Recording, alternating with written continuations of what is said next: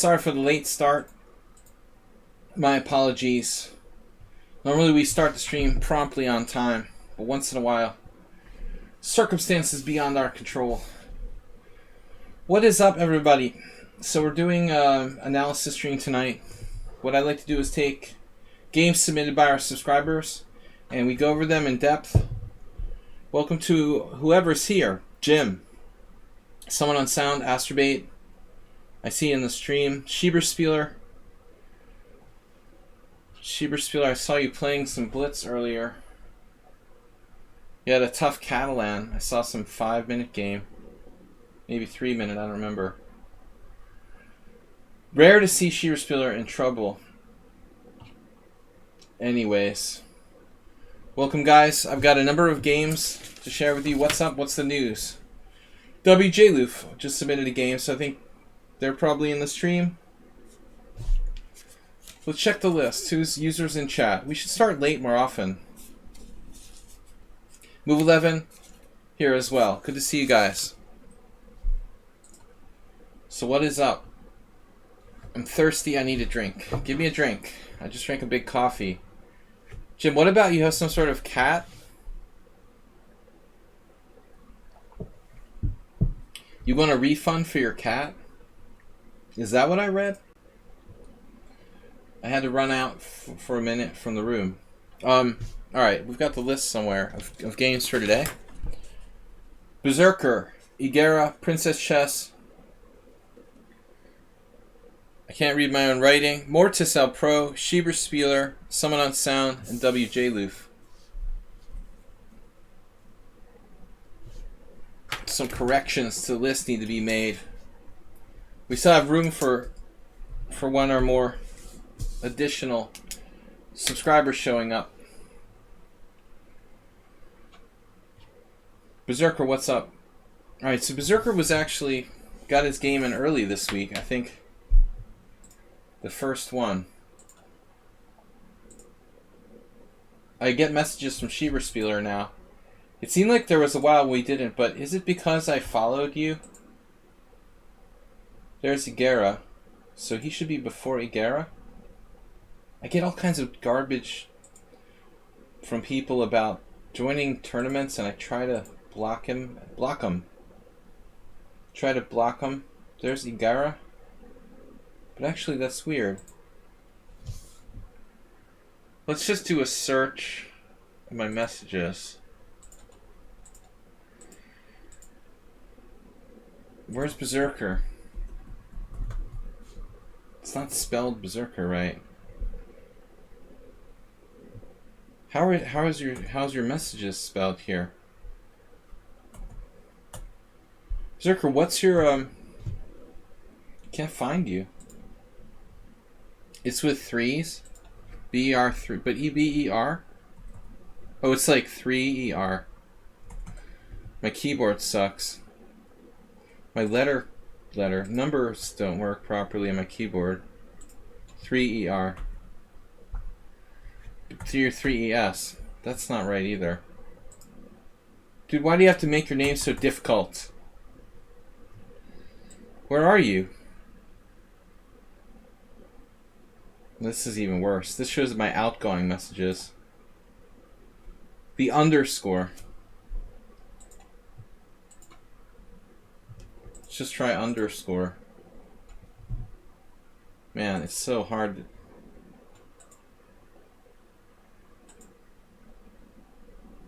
It's the.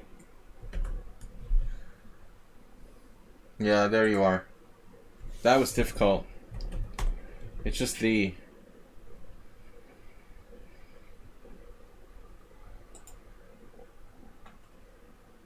I thought I got a game submission from you. What am I? Why am I hallucinating? But I see nothing here. Dude, what is going on? Why do I have nothing in your messages? Why do I have nothing in my messages?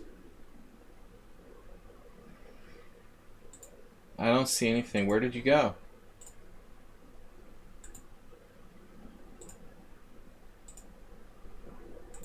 Yeah, there it is. There it is. But I got no... Dude, what is going on here? There it is. It's hidden. Oh my god, this is impossible. It took me 5 minutes to find your game. Damn. Alright, Luton versus the Berserker. Luton. That was hard enough. Checking in. Alright, Princess Chess. You're on the list. Welcome.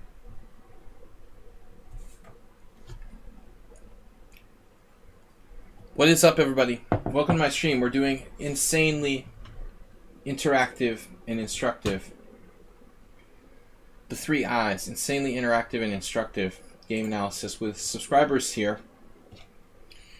You contacted lichess about creating a streamer profile. I mean, it shouldn't be difficult. Everybody is a streamer now. You don't have to even be a title player. So you should have no problems there with that Schieberspieler. I don't have any power. So let me get back to the game here. I can't put in a good word for you because I don't really have any relationship with the administrators of lichess. The powers that be. D4, knight f6, c4, g6, knight c3. So Berserker is black. Do I have lag? Yes. 173. It's not that bad though. Man, a King's Indian. Wow, it feels like we're in the minority here. Really, playing the King's Indian. Takes forever for my moves to show up. F3. So we're playing black. Berserker is the King's Indian. And it's funny, I played this against the Hungarian I am. A weaker, older I am. Faragó Sándor like 2 years ago in the teen championship. And he did something really bizarre. He like didn't castle. Never in my life did I play somebody who didn't castle kingside in a Samish King's Indian before. But somehow the guy like just wanted to be weird and he found a way to just not castle. I thought that was extremely strange. So F3 castles is normal. And then white has 3 different lines. Bishop g5, bishop e3, or knight e2, pretty much. WGLIF, welcome. Thanks for the donation. The page not found error created problems. Don't they always? GM Tranquilizer is here? I didn't see him. What did you say? Is Tranquilizer in the house? Oh, there he is. He said hi. I should make you a VIP. We need to make Tranquilizer like a VIP. I don't have my mod power. Let's see. Where's the mod view or whatever? We're gonna make Tranquilizer a VIP at some point, but I don't have my mod power turned on. But I want him to be noticed, you know. It took me a while to see Tranquilizer was here. Deserves to get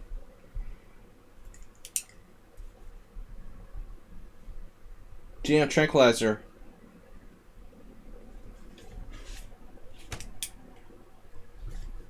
Get noticed. We should make Schieberspieler a VIP as well. We don't want to just Grandmasters. I'm not a snob. Alright, we need to make these guys VIPs. So, make myself a note to do that. Mr. Coffee's not here, right? Oh no, wait. The mod power thing is... Wait a second. My mod power thing is down here. Maybe I can fix it so they're VIPs. Mod action. Damn, I mean, Twitch is brutal. It's slower than PayPal. It takes like a year for it to load. Can I see, like, I don't even see Tranquilizer in the chatters according to my list. Maybe he was here and left. Anyway. Can I ban, report, channel actions? Mr. Coffee's here. Oh, he's watching Rudy Giuliani's hair dye melt off his head and run on his shirt. It's hard to think about anymore. Mr. Coffee, do you know how to make people VIPs? I'd like to make Schieberspieler and Tranquilizer VIPs. Do we have that ability? I never do the mod stuff.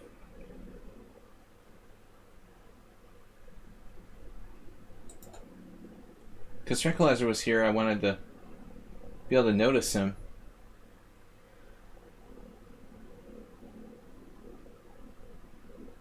I have people for that.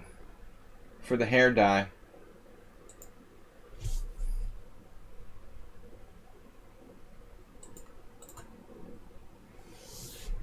I'm going to leave this sword mode.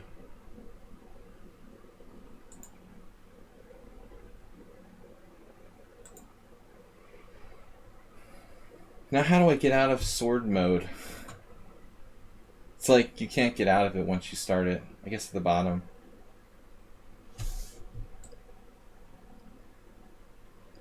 Now I'm like stuck in sword mode permanently. Okay, so Berserker's Analysis, Bishop G5. I like this line. I played this a lot, and I have friends who play it. Bishop G5, you know, playing both sides of this line, the reason why I played it with white was because I found it difficult to play against with black. That's been the case with a lot of my choices playing white against King's Indian. It says you don't have permission to do that.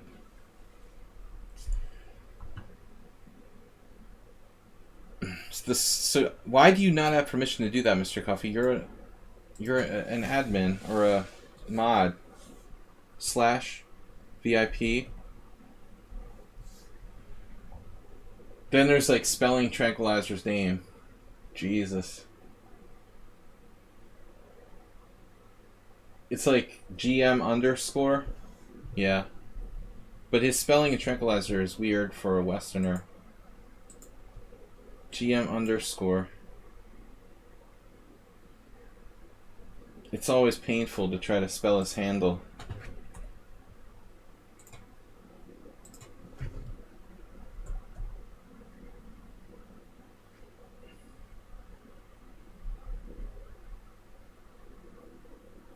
I always misspell it no matter how hard I try. Did that work? You've added him as a VIP. Title players who are friends of the stream get VIP status. Now the other name that's really hard to spell is Schieberspieler. Damn, dude, I can't even remember when E goes before I. And it's like German. This is a disaster. Alright, they're now VIPs. It's easy, man. Just copy and paste. Alright. It's always IE. Okay, so Bishop G5, Knight C6. I remember I lost to what's his name? Stephen Odendahl. There was an IM from Colorado. With white, I lost in this line. Knight C6 dubious? What is that? Why does it say Knight C6 dubious? Schieberspieler is now a VIP. Tranquilizer. But all you guys are VIPs.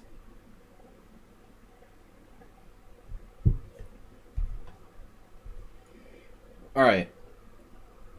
I don't understand what the note is with dubious for Knight C6. It seems like a normal line.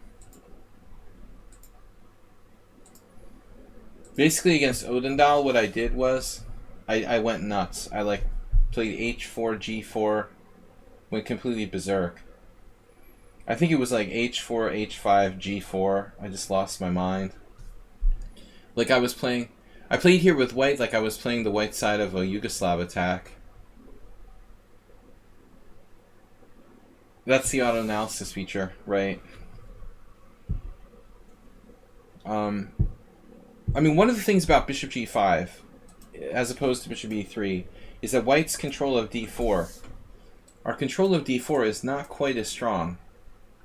So black's going to try to use that square. John Watson, the author, the American I am, who's also from Colorado, originally, was a big expert in this stuff. Rook c1. There's the c file here in the case of b5, I guess. Looks like this is theory.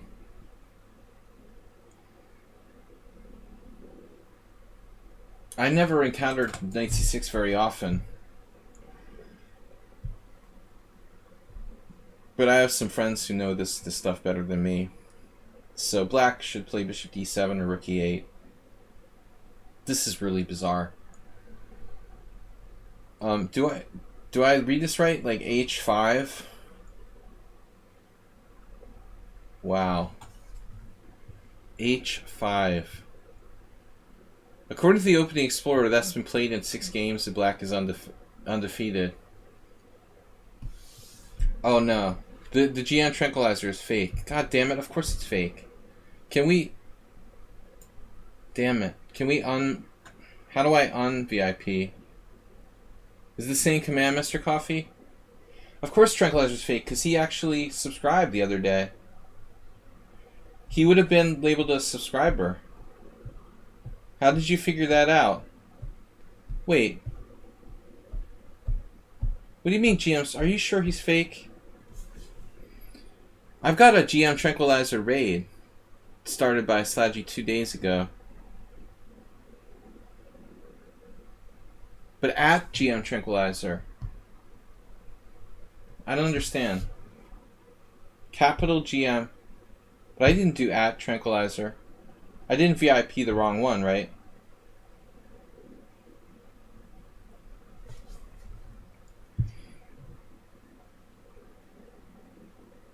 I didn't VIP the wrong account, right? Can you guys confirm that? I didn't do any at Tranquilizer. Whoa, Astrobay just went off and donated 5 gift subs.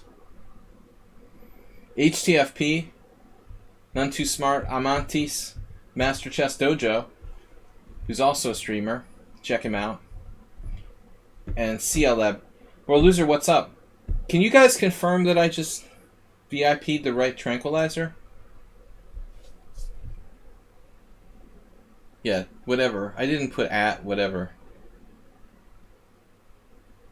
Well, I know that I just did... I think I did the right one. This is a really crazy move, man. I can't abide by this move. That is just weird. Wow. This is just a really strange move. I mean, I understand, like, in the in the dragon, when white is going to attack you, but here, where the likelihood is that white is not going to castle queenside, I don't like h5. It has a good pedigree, though. It's been played by that guy Fedorov, who's a Belarusian GM, and Ilya Smirin. Kaidanov is a good Samish player, actually. That's funny, though. He also played... He didn't play the Samish against me. He played the Averbach.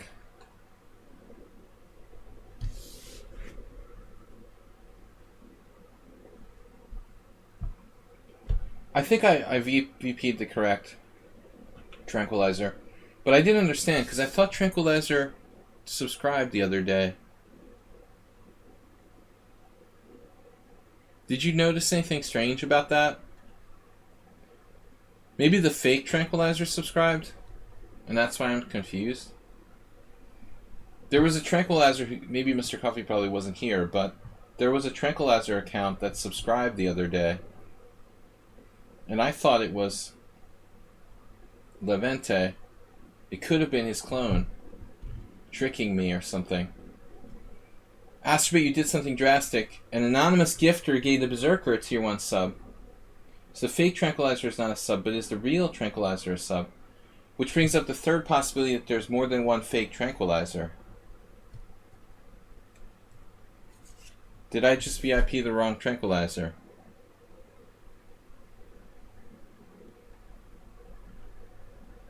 Mod actions. See, it doesn't count as a mod action. That wasn't a mod action.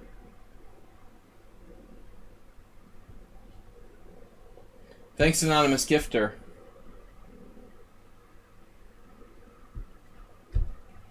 H5 is a really weird move. I'm getting distracted. We'll have to make sure moving forward that the real Tranquilizer is a VIP.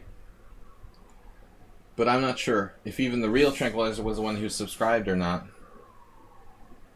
The command /VIPs. Okay, let's see. It's the real one?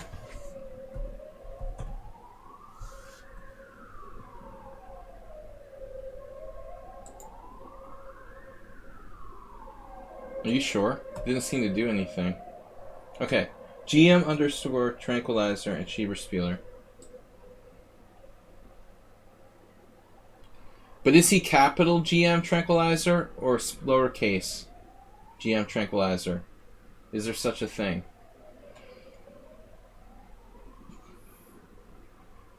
No. Do you guys... The caps don't matter, but I'm like... Are you sure?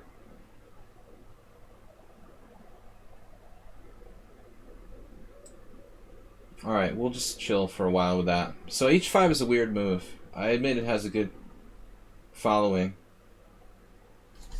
The idea is to play knight H7. Presumably. How many games do I have? It's like 18,500.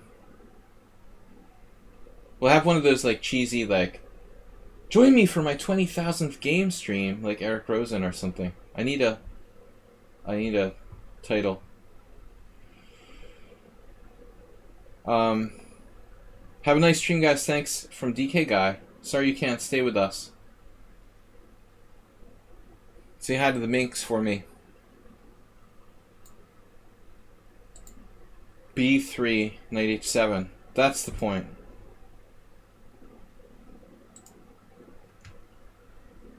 It's funny that you played H5, but you didn't know why.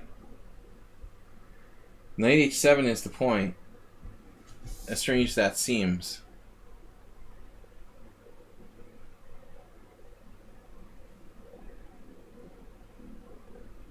The obvious question is bishop H4. While bishop E3 is probably not bad. You have queen E8, correct? Then knight D5. So what happens here? I've never seen this line. Queen E8. So what's the point of queen E8? Why not like queen D7? Queen E8. Okay. So what do we do if knight D5? Answer me this, Batman. Riddle me this, Batman. So it's all like a cheap trick. E6, knight takes C7, and queen D7.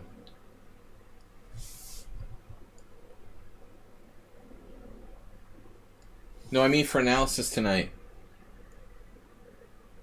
Oh, how many games do I have? Yeah, I was like, that's a weird question. 7 at the moment. This is number 1 of 7. That makes more sense than asking me how many games I have on lichess. So this is the point. Alright. So Fedorov beat Novikov and 2 others. No, he won 2 games. Another game from 2010. Impressive to beat Igor, though. Not easy to do. Igor Novikov is an excellent player. Queen E8 is the point. D5.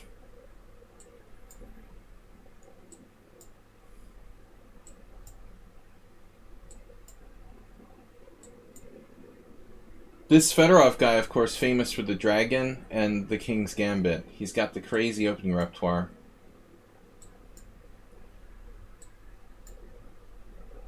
But this, man, this is a nice plan. Everything is about getting control of d4. Do I want... Yeah, we want one more. You're in, Jim. Alright, you're in. Just send me a game. Anyway, that's how it goes with bishop h4. It looks like maybe bishop e3 is safer. But, I mean, we get to play e5. That's the point. So, interestingly here, black didn't win any games. He achieves e5. White plays what? Your choice. There's a game with take. There's a game with d5. I mean, white could also leave the tension. But it's a bit problematic. Like, how's white completing his development here? If he maintains the tension. Like, what are you going to play? g3? I'm not sure about g3, so it looks like white kind of has to do something. This is like wimpy. Pawn takes pawn. And then d5, more like in keeping. I will say one thing, though. Move 11. Maybe one more. That's the last one. I'm running a little late, and we're probably not going to get to that many more games. Move 11 would be the last one. I'm drawing the line in the sand. Your submission to change the board of canvassers is too late. 97, g3, see? The problem here for white is the rook on c1. Because what you normally do is playing knight c1. White has literally no square to put the e2 knight on. Do I have any recommendations for Trojan books? No. There was a really big... Pergamon had a good, massive hardcover two-book series arsenal, but it's extremely expensive, probably. Not extremely expensive, but it's not cheap. That's the only... There is, maybe there was another book by Peter Clark. I'm not sure. But, I mean... His games speak for themselves. Arsenal. Petrosian games are self-explanatory. You don't need a book. Yeah, I have the Pergamon series. Master of something. There was Peter Clark or some other guy. D5. Don't distract me. I'm trying to concentrate on the game now. We're falling too far behind. So anyway, this is analysis. The actual game is like this. I'm getting carried away. Sorry, guys. H5, B3. B3 is not the most useful move. Black plays E5. Now takes. That's kind of weak.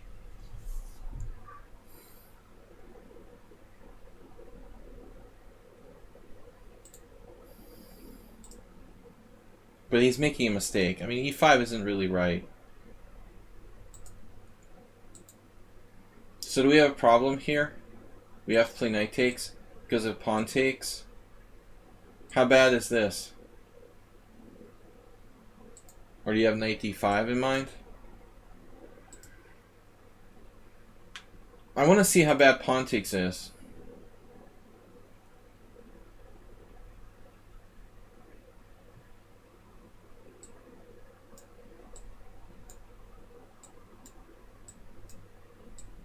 And you got this move to save you.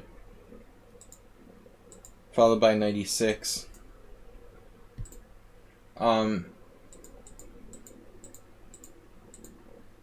Yeah, I mean, he had to do what he did, I guess. Take with the knight.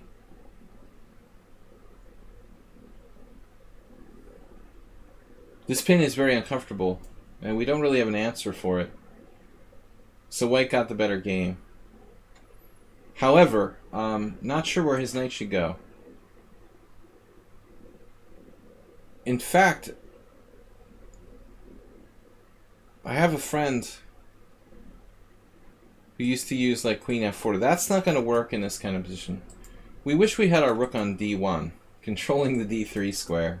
So maybe white could play like queen f4 there. Here it's not so effective due to knight d3 check. Man, if he had that, you would be in trouble. Probably. So knight g3. What's wrong with knight d4? I don't know. Nothing, I guess. I mean, black could play c5, right? Maybe c5 and b5. Your standard. Oh, you're going back to c2. You're going back to c2. I don't know. You know, I guess this isn't going to work. I guess black's counterplay is too slow. Maybe. He needs one more move. Maybe black can get away with it. Something like queen a5 and preparing b5.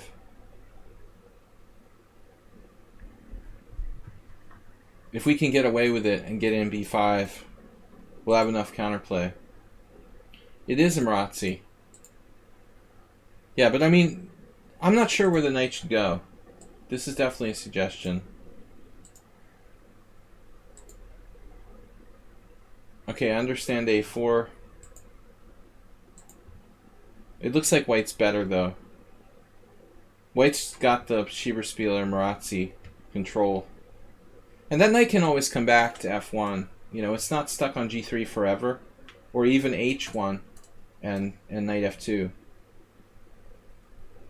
Even if the knight is misplaced temporarily, it has potential. Black needs to try to play actively somehow. So apparently you had b5.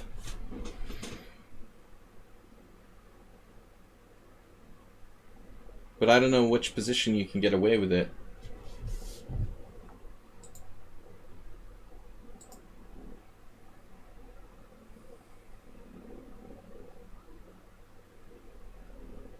I haven't seen any position where you can play b5. You can play b5 here. It just looks like a pawn sack. I don't see it. Oh, after knight d2. Knight d4, I mean. I see. Here, here, and now here. If that's possible, there's some tactics. I have no idea. I would guess anything's possible. It's a dynamic idea if you can get away with it. But I don't see it. It doesn't seem to work.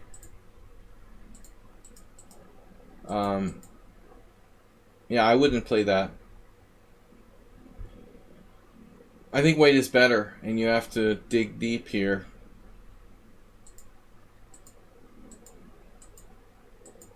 It looks like you're playing against Schieberspieler now. This is a weird move, of course.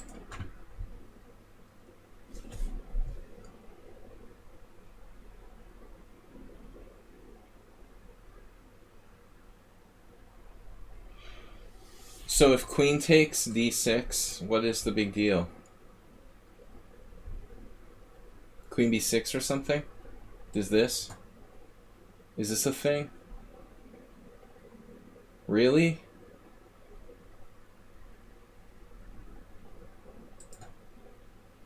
That drops a piece. Yeah, I mean this is crazy. The computer points out this is strong as well. But I also don't see improved Marazzi for black if the d pawn is protected by c7. It's improved Marazzi. Well, I don't know what you call it. I don't know if it's improved. We have less pawns on the king side. It's like a scotch with g6 or something. No, it's not better or worse. I mean, it just leads to different types of positions. Probably black's king side is more apt to being attacked because he has less pawns on the king side than on the queen side. But this is just a blunder. And white just doesn't take on d6 and pulls his bishop back to e3. I mean, that's a strange move. What is he doing? White just basically wasted a tempo at the very minimum with bishop e3. It's crazy.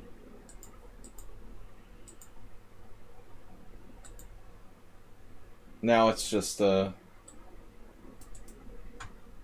chance to grab this pawn, maybe? He still can't grab this pawn? I mean, h4 now, by the way, for black. I mean, should that be considered at some point?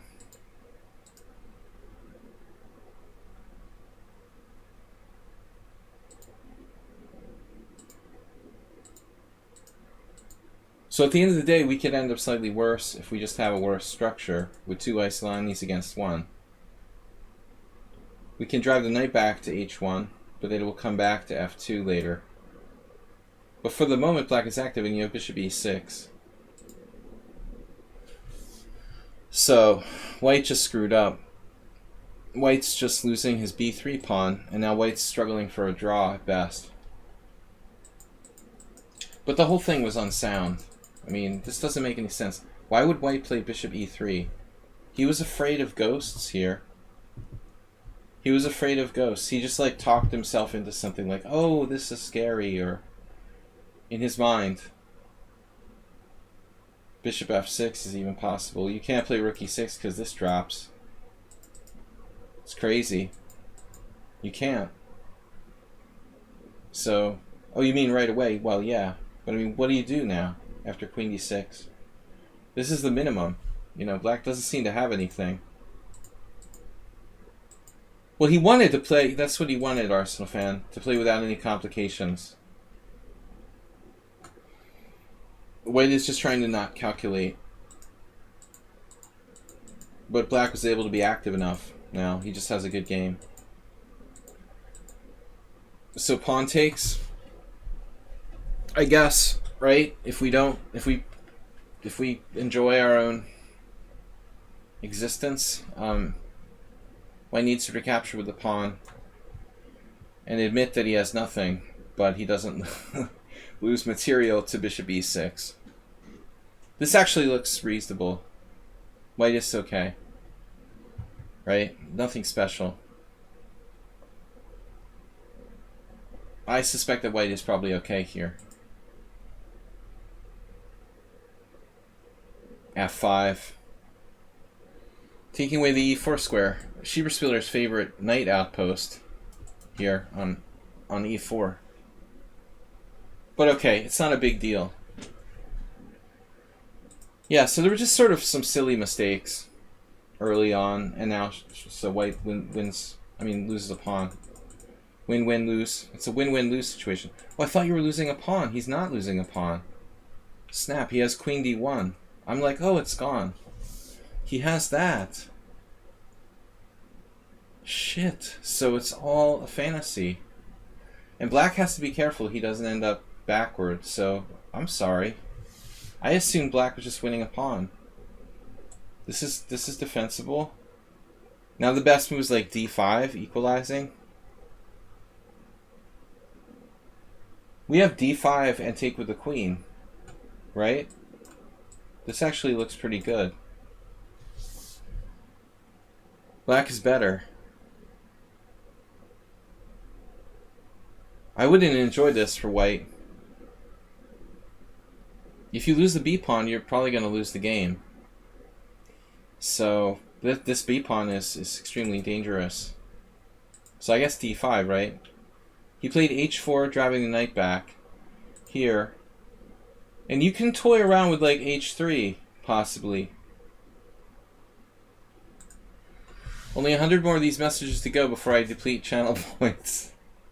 What is it, man? I'm sorry, Arsenal, but I'm still on the first game, and I'm supposed to do 10 games during tonight's stream. So I'm trying to blow off the comments section, so I actually get through one game. Did I ignore you? Good idea, Schieberspieler.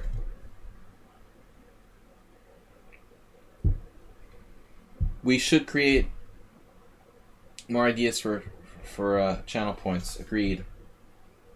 Agreed, and suggestions are welcome. H4, knight H1, D5, bang. Is there a problem with F4 now? But it doesn't seem like White is the kind of player who enjoys calculating. What about you don't do H4? You see, I think one of the problems with Berserker's position is that this knight actually sucks. It's entirely possible you're making a mistake by playing H4. Aspid, how do you only have 270,000?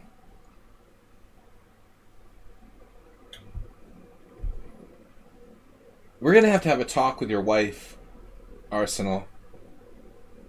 Or girlfriend, I don't know. It's not my business if you're married or just living with someone. We're going to make sure you get enough attention so it's not an issue here on the stream. H4. Maybe you and Bob would be happy together if it doesn't work out. Seriously, I don't know. The question is the knight actually misplaced on H3? Maybe we don't want to play H4. Also, like, if White plays F4, hey, that's kind of an important move, you know, to be able to go here. Bob and Arsenal life partners. That's cool. Kind of funny. Man, they'd have some wicked fights. Bob won't talk to him for like 2 weeks. D5. E takes D5. Yeah, and I like queen takes. You want to double attack here. I can understand you don't want to trade queens if you feel like you have the initiative, but this is a developing move. And how does he protect that? It's pretty awkward, right? Here, here, here.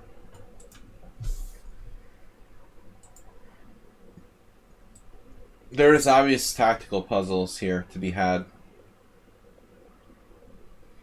So black, Ilya Smirin would have scored the full point here with black, definitely. Don't be afraid to trade queens. You can still have an initiative. Bishop F3.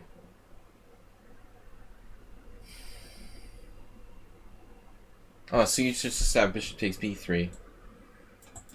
That's one way to win the pawn. Yeah, this is crushing. So actually, bishop D4 is like a massive blunder. But developing move. Interestingly, black may not have a discovery against that bishop. That's very effective. Because knight F3, bishop F3. Bishop F3, queen F3. And the knight in F2 avoids any kind of bishop D4 queen skewers. Try to say queen skewers 10 times very quickly.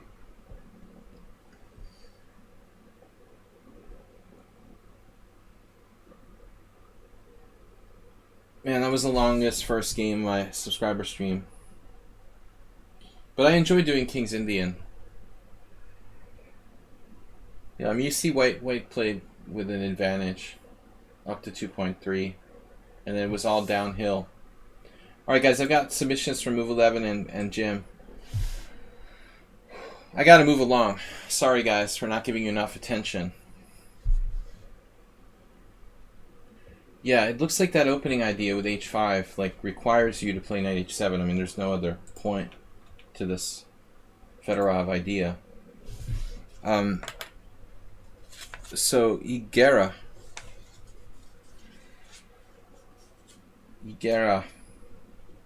Ida.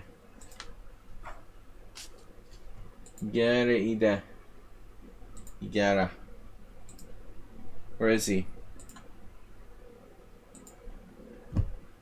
Too many messages, like random messages from people inviting me to their team that I didn't ask for. Just out of control. There.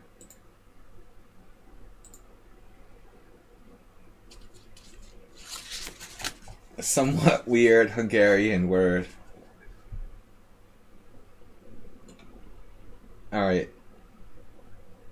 Hey Bill, I hope All is well. Here's a submission for the Thursday stream. Playing white time format is 30-20 classical.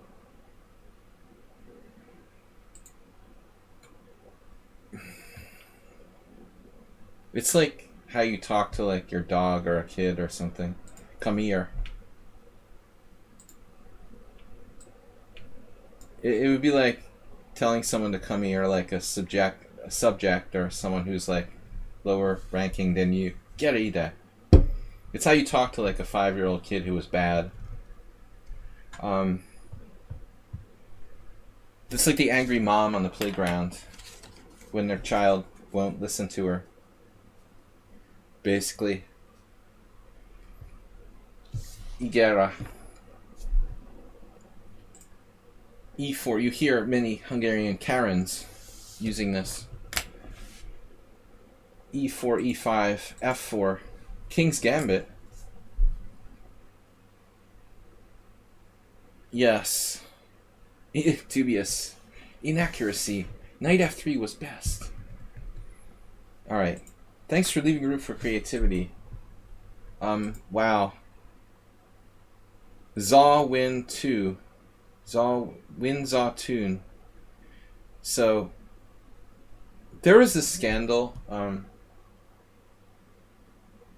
with Malaysian players like 20 years ago. There was a big scandal that some of these guys had artificially like inflated their ratings with fake games or fake tournaments or something. I suspect these two players who we've never heard of here were part of that movement. The thing was, there was like 1 or 2 of them that were legit, but there was a bunch of other ones that were artificially inflated to like 2,500 FIDE, who weren't legitimately that good. I guess that's why these guys are 2,500. They're probably like 2,200 players who were rated 2,500. It was a scandal a long, long time ago. I vaguely remember. But anyway, H4, I mean, that explains why a 2,500 player played this move. This guy is not a 2,500 player. This is probably one of the, like, dubious fake tournaments they had. Igera probably saw it in the opening Explorer. It's like, hey, I'm going to try that. Hey, that's not a move that was played in a real tournament. Okay, it's a move that happens in the King's Gambit sometimes, but usually to like undermine Black's. We're playing H4 to undermine Black's G5 pawn, right? There's, it's like playing A4 on the, Queen's side in the Queen's Gambit before Black has time to play B5. Which is a thing, but in the Queen's Gambit, your king isn't over there. I mean, our king is over here. This is a weak diagonal. That's why the King's Gambit is more dangerous than the Queen's Gambit, right? It's involving the area around our king. So H4, needless to say, goes in the trash bin, and I don't really need to analyze why. I wouldn't ever play this move on general principles. Maybe on a weird Wednesday stream, just for fun.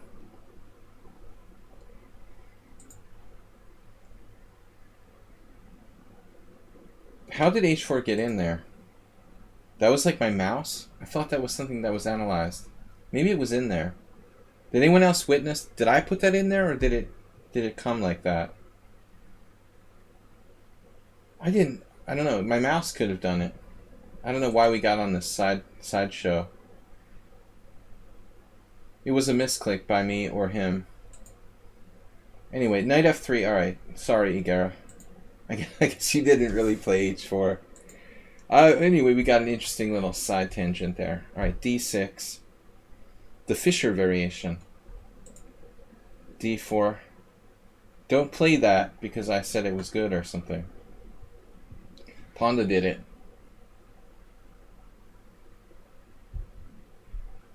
Alright, I don't know anything. Morozevich Kasparov.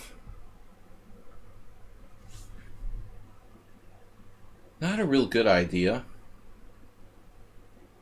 You know, do you guys think there's anything weird about Morozevich playing the white side of the King's Gambit against Kasparov in 1995? Is there anything strange about that? Or is it just me?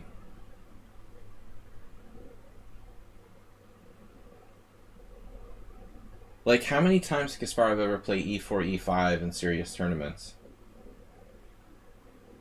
He was just like, he knew Morozevich was going to play the King's Gambit psychically. Or, yeah, like, could be a blitz tournament. Maybe Morozevich was playing it at Kasparov Simul or something. I mean, that's really strange. Yeah, blitz game is the best guess.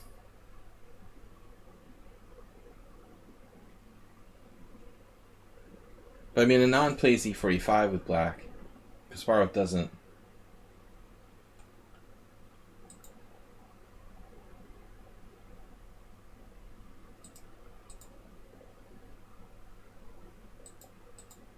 Okay, so now we're out of Bobby Fischer territory. Fischer's whole theory on the black side was that this was an improved King's Gambit accepted.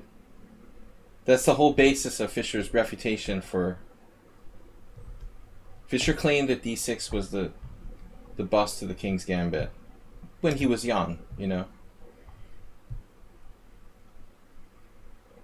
That's the whole idea. You're playing a version of the King's Gambit accepted, with g5 delayed, and then maybe bishop g7.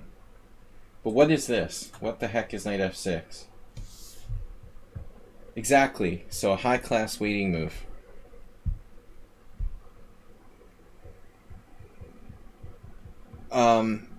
Knight f6 is weird. That makes it a little hard to play g5, obviously.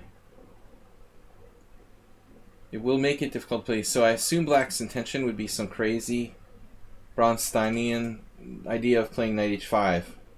Bronstein talks about that maybe in a 200 Open Games game. But it would have been a different position. It would have been knight f6. Bronstein talks about it in a immediate knight f3, knight f6. Black's trying to do a version of that here. Something off the wall.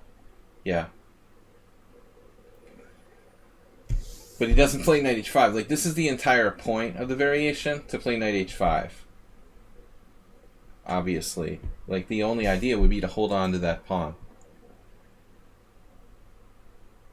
But, instead, black plays bishop e7. Speaking of Berserker, didn't I have a King's Gambit like this against Berserker that I lost? Like, I just got the pawn back and then lost later on a Wednesday stream. I mean, this is just... White is better. This is the entire strategic goal of white has been achieved. Knock out the central pawn on e5. Essentially, the King's Gambit is a strategic opening. The idea is to destroy the enemy's strong point on e5. The basis of King's Gambit is not a gambit. Only it's not meant only for tactical play. The idea is strategic. You want to get rid of the e5 strong point. We've achieved that, and white's better. So now the goal would be to consolidate our clearly better position.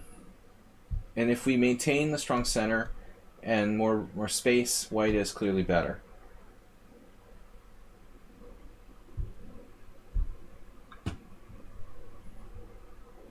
Levente's sister, Sidonia, beat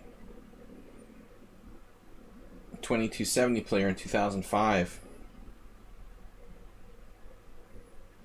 I didn't know that the Vita clan played the King's Gambit.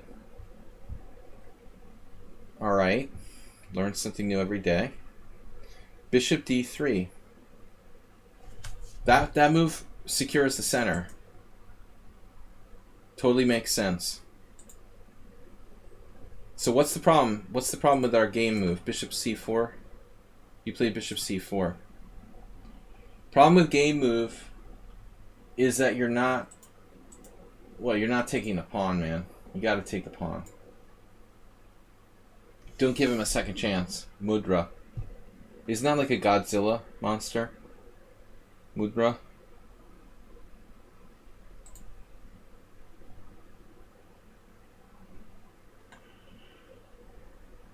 So you give him a second chance to play knight h5. And apparently there's a tactic, knight e4, knight e4, d5. Maybe black equalizes here. But I mean, the point is to get the pawn back. You're not doing it. Now you should still take. But I mean, with the bishop on c4, white center isn't as well protected. And you still have this fork trick. So he castles. And then bishop g4. Now we're taking. Now what about the fork trick? Very strong, very, very big. Great. It's great family. Exactly. Great family. They're big, they're great. Bishop g4. We'll get Rudy Giuliani on the case.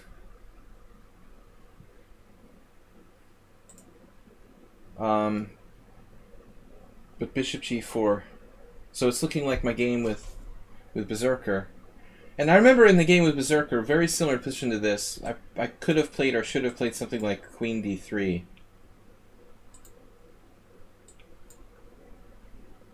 With Berserker, I used all my time and I just like got in terrible time pressure, started making blunders. But it looks like queen d3. You know, this secures two central pawns. Gets out of the pin with the bishop on g4. I mean, honestly, this is clearly better for white. Yeah, worried about knight b4, but honestly, you know, then you go here. Now there's less pressure on the d4 pawn, and black's knight is misplaced. But you never know. You know, it might be something like this, this. Things may not be that simple at the end of the day.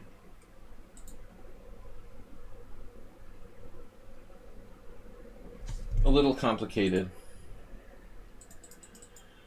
Computer or the database said queen d2.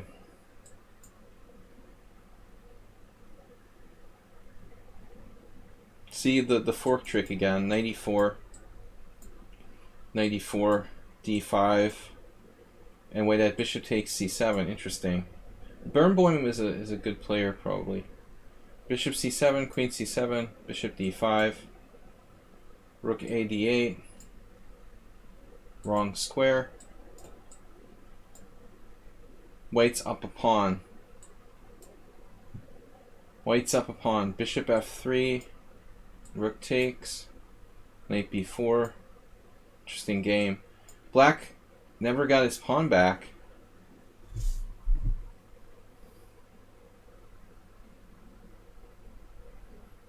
Never got his pawn back. So let's see the game. It's the actual game, queen d3. This is the actual game. Queen d3, knight b4, queen d2. Black did not play knight takes e4. Peter didn't like that so much. Yep. Yeah, now this is weird. It doesn't seem like there's any problem except for maybe this fork.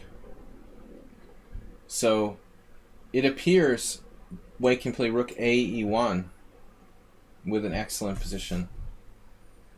I would think here you're just clearly better. Guys, please support the stream if you can. Make a donation. Astrobate, thanks a lot, man. 5 gift subs today. We also had gift sub from anonymous gifter. 92. Yeah, 92. We're not going to move away from the center pawns right now. This makes the pawn static. I don't like these pawns being not fluid.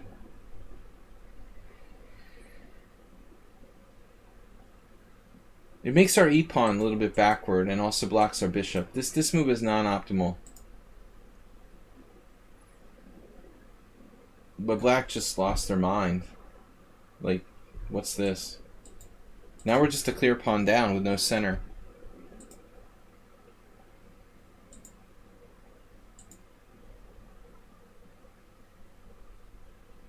So here you have to think. Think, Mink. Bishop f6 jeopardizes black's king side. Jeopardy. Black's king side is in jeopardy. Probably good. But just take care. This bishop is very strong, unopposed. Bishop on the dark squares. It's going to be impossible to kind of counter that permanent power for black, the dark square bishop. Is it worth it? Do we get in here? Do we get an attack on h7? Can we lift a rook somehow? Queen h6. I guess bishop e5. See? Now can a knight come in, for example? Arsenal talking about a knight transfer. So now even like bishop e2 starts to look dangerous. But white can't sit around and not break through here now. 6 gift subs from Masturbate. Maybe. You think Masturbate is the anonymous gifter? I like 92.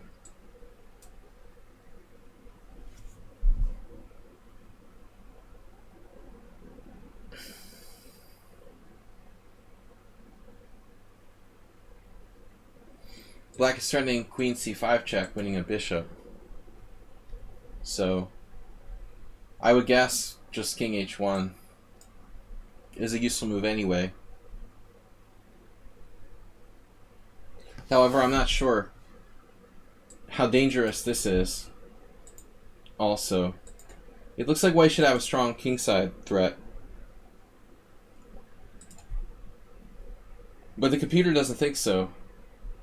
It thinks that black is hanging on here. I mean, if you want to go back, you might want to consider other options. It's not forced to play bishop takes f6. You could consider other options, but black has very strong control over e5. It will be hard to get this square back. So I understand Higuera's decision to take on f6, but there's no easy answer here, it looks like. We are not winning by force, simply. It's a choice. What about bishop e2? See, bishop e2. I'm trying to carve out a way to lift a rook here. Control over the white squares. This is probably a good move. So he ended up playing queen d6, g3, and this bishop is unprotected. Black has queen c5 check, winning a piece.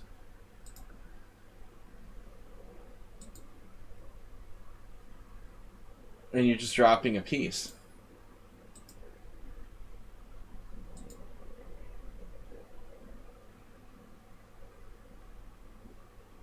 Nah, sadly there's nothing here. This is hanging. So you have to defend that. But you didn't. I mean, just rook here, I guess, is the best shot. White is lost. Objectively.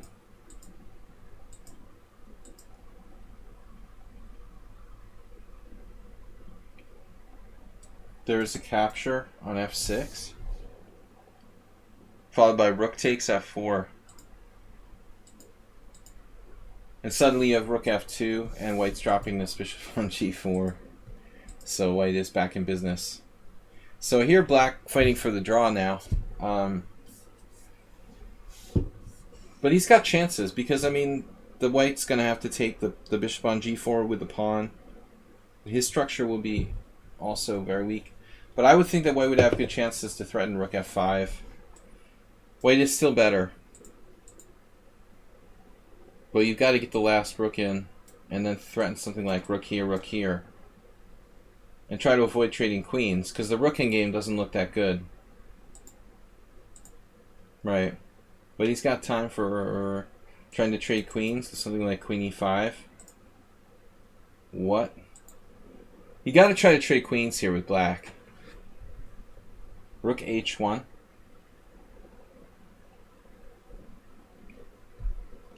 You're a sick puppy. Arsenal with the sneaky attack on the backyard. With no queen trade, but we want a queen trade with black. We don't want a queen trade with white.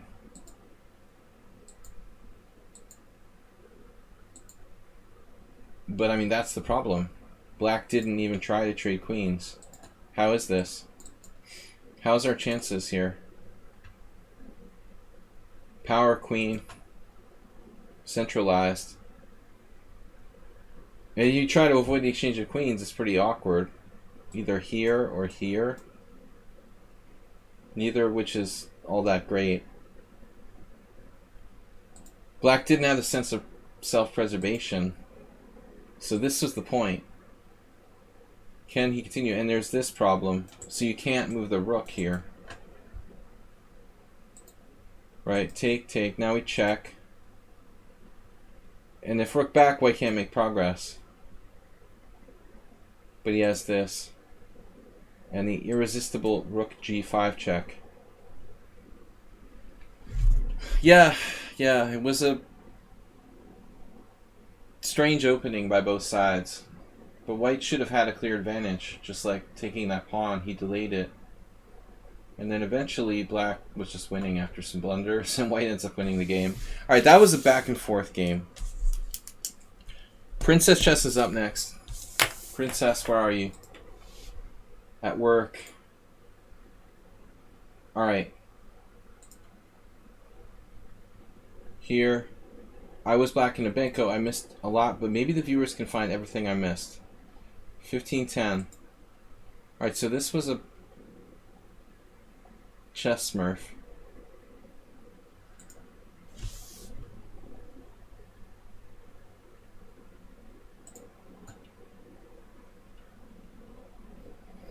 Chess smurf is black.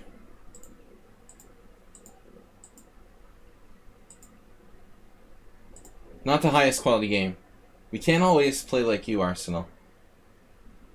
He had like a 19 centipon loss. I mean, 19 centipon victory against me yesterday. With like 3 inaccuracies or something. We can't all play like you every game. Alright, so you're playing the Benko Princess. Princess's alter ego, Dr. Jekyll. Even position. What even position? You were like clearly better when I resigned. A6. Knight c3. I didn't think I had a move, and you were still clearly better.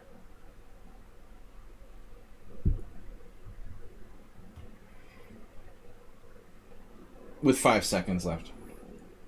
Alright, so this is fun. The Nescafe Frap Attack. Actually, this is not the Nescafe Frap Attack, but it's called the Zaitsev variation. Princess Chess. Yeah, AB is correct.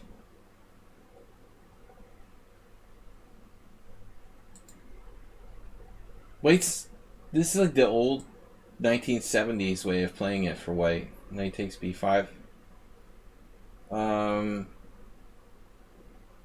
I'm surprised, honestly, that there's even this many games here.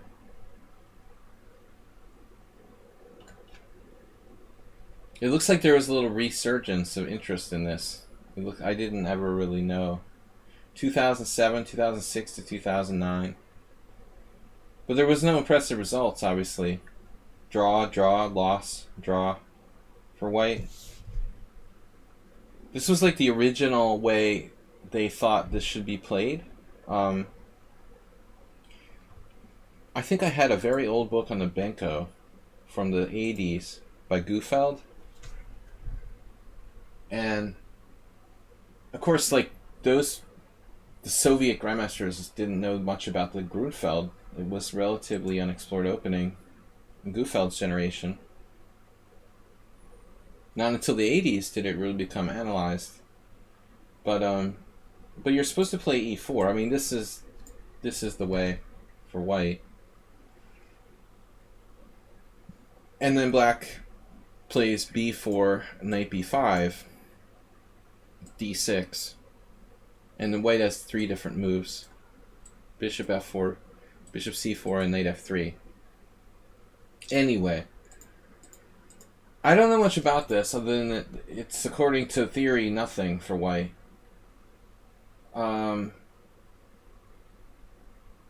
I used to play that setup with white, but I would never play this move because the engine said white has no advantage or no chances. So you're supposed to play queen a5 or bishop a6 here, actively developing. And you play d6. I mean, I can't believe that d6 is that bad. Your move is probably not that bad. So it looks like pretty much anything black plays is okay. Like, check out the score. Black with queen a5 check, 44 to 28.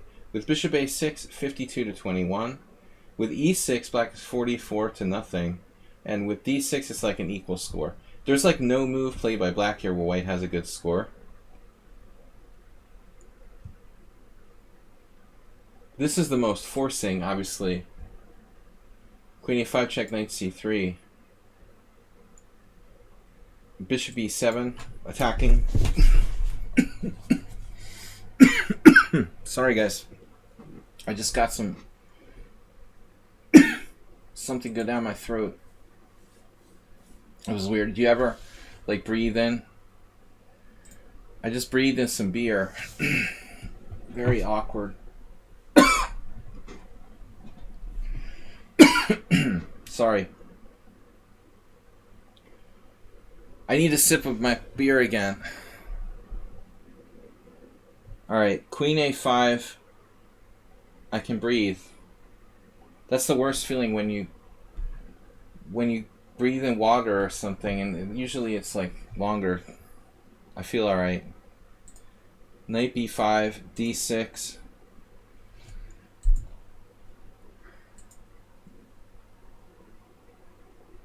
I'm good. I'm good. No, it's no COVID. I just inhaled some beer. Sorry. Would be alright. Knight takes b5 isn't good. d6 passive here.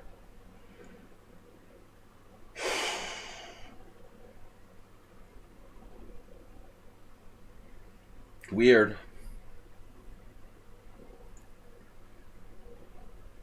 It's so crazy. He just plays g3. I guess our lesson is learned, like, this isn't active enough for black. I inhaled it in the wrong place. Bishop d6. Bishop a6. Alcohol is the worst because it's like kind of acidic. Water is a little better if you want to inhale some liquid. Bishop a6. Knight c3. Though I assume white would just do the same thing. They would do like g3. It's funny though, if you play this, the variation suddenly, the score for white is pretty good here. d6, g3. It's like a g3 Beko declined. It's not declined. We have a pawn. White is down a pawn. I mean, white is up a pawn. Obviously, the beer got in my brain, too.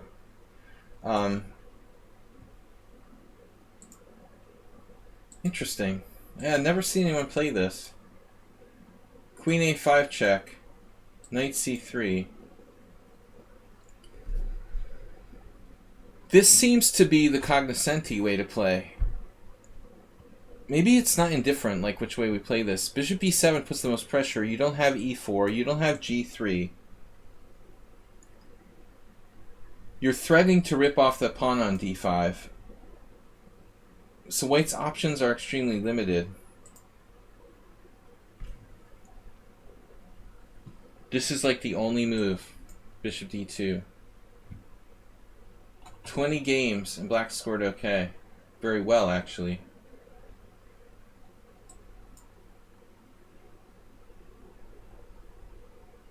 E4 and E6. Dmitry Gurevich 2006. That's like a old-timers game. And then old games from the 80s. Kiryakov Skomorokin. Skomorokin is trying to qualify for the World Amateur Championship. Pretty strong I am. Rated like me. Wow. Knight H3 exclamation point. New idea. Heading for F4. So basically, Princess Chess, it looks like this is a kind of underestimated system for white. Wow, that's an idea. Bishop E7 right away. What happens there?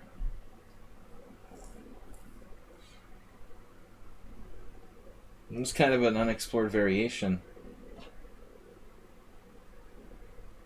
I saw an old picture of Rainier Knock, Berserker, on Facebook the other day. When he was like a teenager.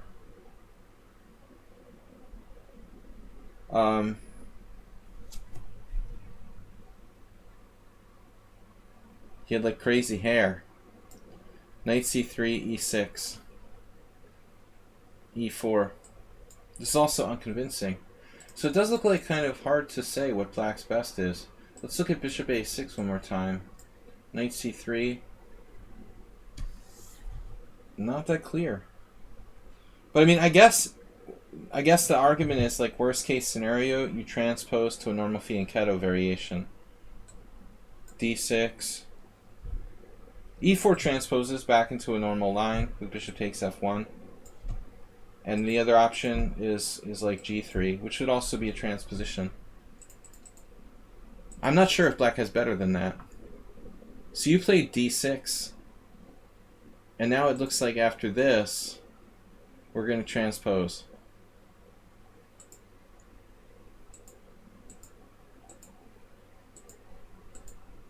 Yeah, we're just back into theory in the fianchetto variation of the Benko.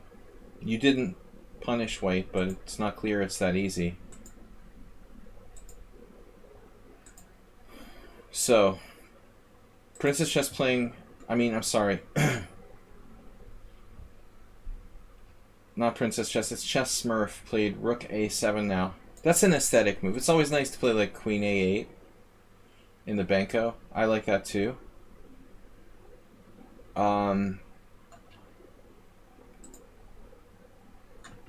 Rook A7 is not stupid. I've played this way in Benko type position. It's definitely an interesting idea. Has 7th rank defense. You can play Queen A8. Maybe bring the bishop back and even threaten the D5 pawn.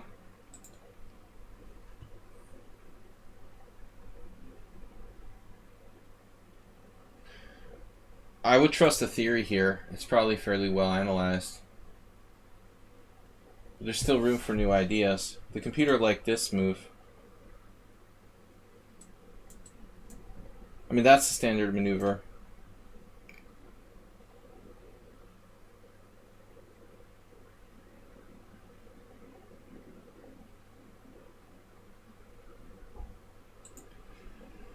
Rook A7, huh?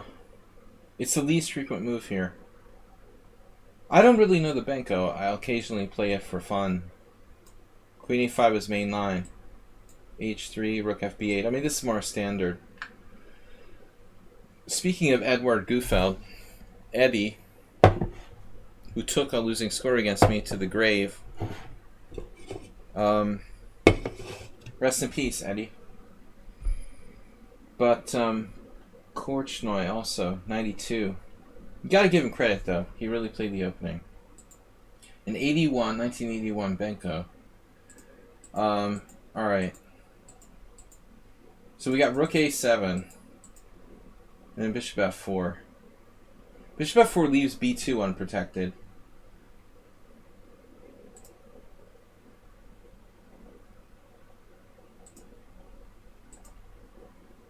So what are we going to do? If e4, you've got the standard maneuver.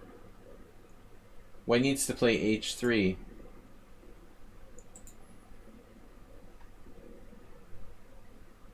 Do you have tactics in this position?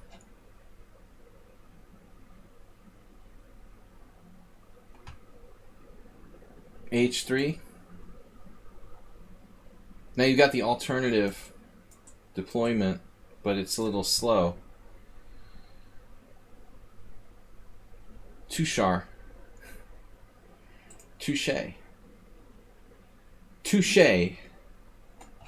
Arsenal. How about bishop b7? Can we turn that around? No. Yeah, this is looking a little fishy. I don't know what we're supposed to do now. After h3, we might be in trouble.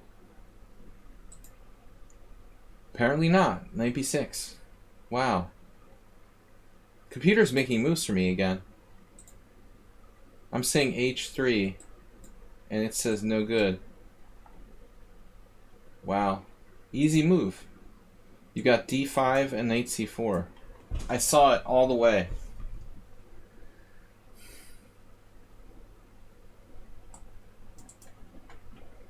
I'm just too biased against putting my knight on b6, but in the Benko, it's sort of justified. So this was pretty good, actually. h3 is too slow. But this is definitely a mistake. Now you play knight g4, it's like standard. I don't like that. Coming into e5. Now you have a decent game. Yeah, the computer had another move for white. I mean, maybe you could play something slower like rook b1. What's the idea?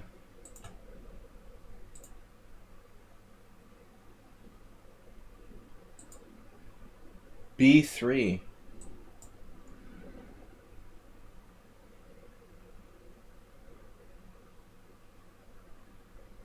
b3, rook b4.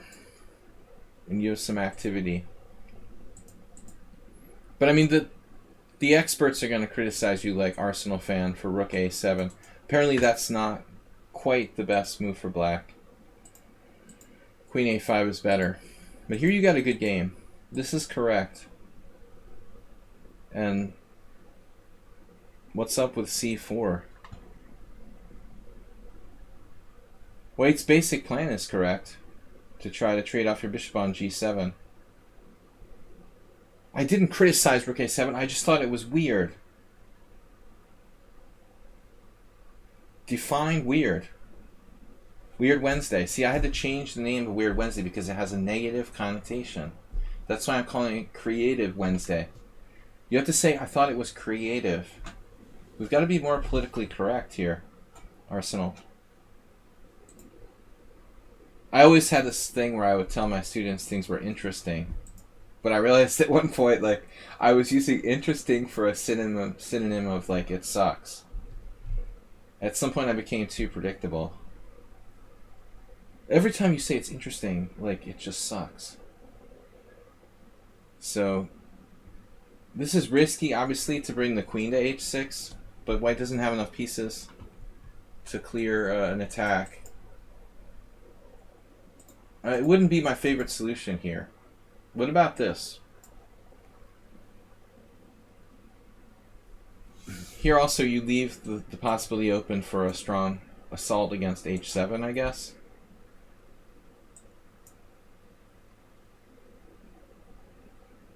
It's not that sure I like this.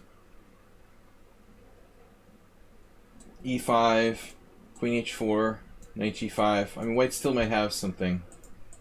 But I feel like this is the critical moment. I'm not sure I want to exchange on h6 or not, but it does take the queen out of position.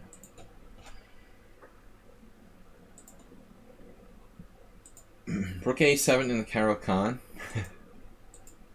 Never heard of it. Well, this is just simple. So now with white, I remember this game I had with my friend Javier Moreno, where I was white and a King's Indian. And this happened, basically. It was a same-ish or something, or bishop g5.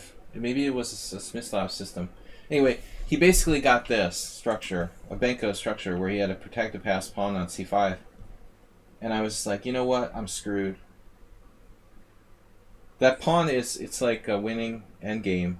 That's why the Benko is so good. You have this unbreakable lizard chain.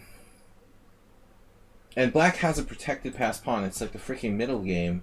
Black has a protected passed pawn, like an automatic win for black in like any endgame. Any kind of normal endgame, white is just lost. This is the entire point of the Benko.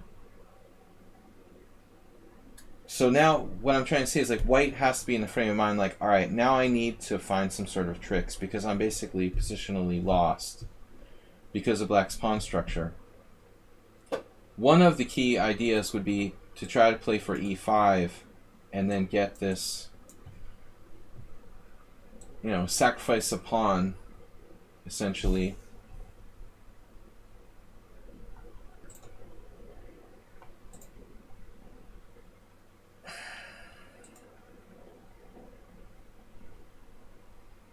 It just doesn't look like this isn't even protected. If we try anything on the diagonal, it's just not enough. It's an idea, but it doesn't work. White plays h4. But white is done, man. I mean, queen f8, queen g7. I like my endgame. This is an excellent maneuver, I think, for starters. Queen f8 is great. Queen f8 is great. Clear advantage to black. Of course, white shouldn't trade queens. You can forget about it. With this structure, white is almost lost if you trade queens.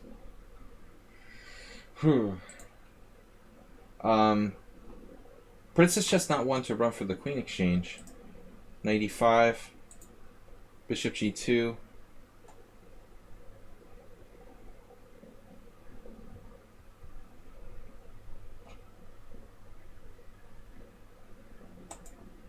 Yeah, it looks like you're fishing around too much.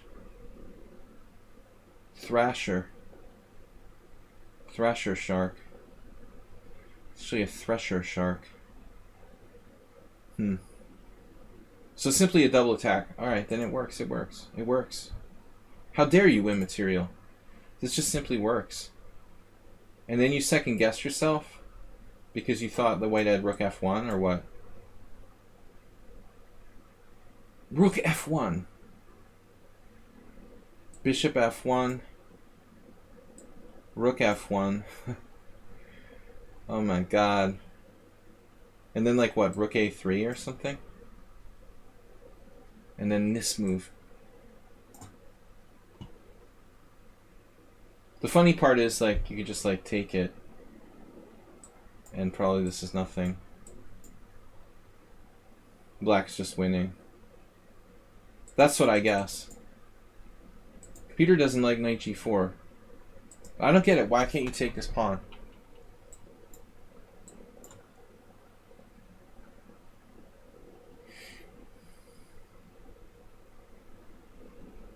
Sorry guys, I'll check the chat. Anybody? You have the terrible threat of knight d3. The knight's protected. White doesn't have an obvious threat. The only one I come up with was rook f1. Yeah, it's winning. It's winning. Alright. That's what white did. Oh, this didn't happen, sorry. I'm spacing again. So you played h5. You're not going to get another chance to win that pawn. You didn't cash in. And so white lives to fight another day. You're still better because of the pawn structure. Totally. Plus you've got a rook on the 7th.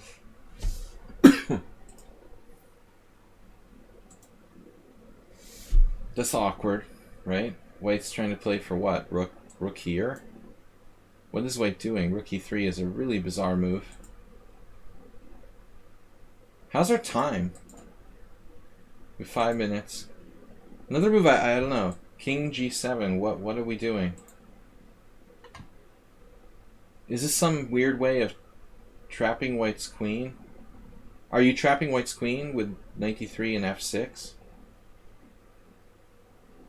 Because I would think you're, supposed to do something with these pieces.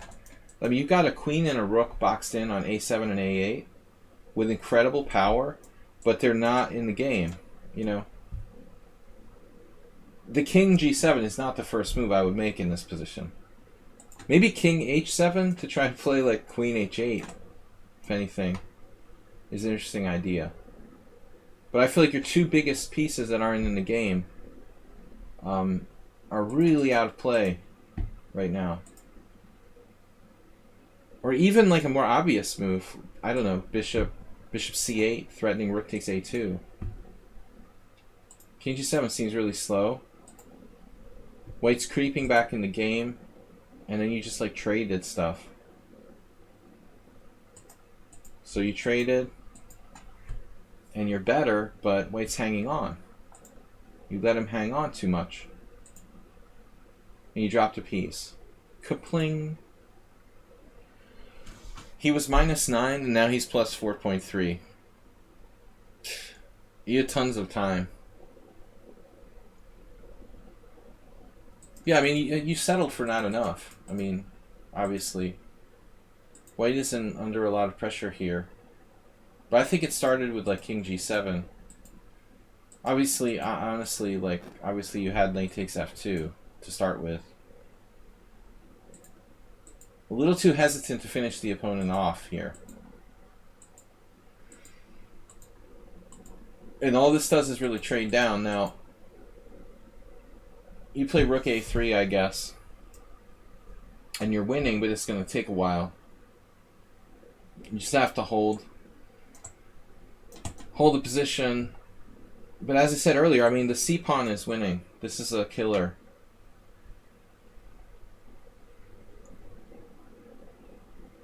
Uh-oh.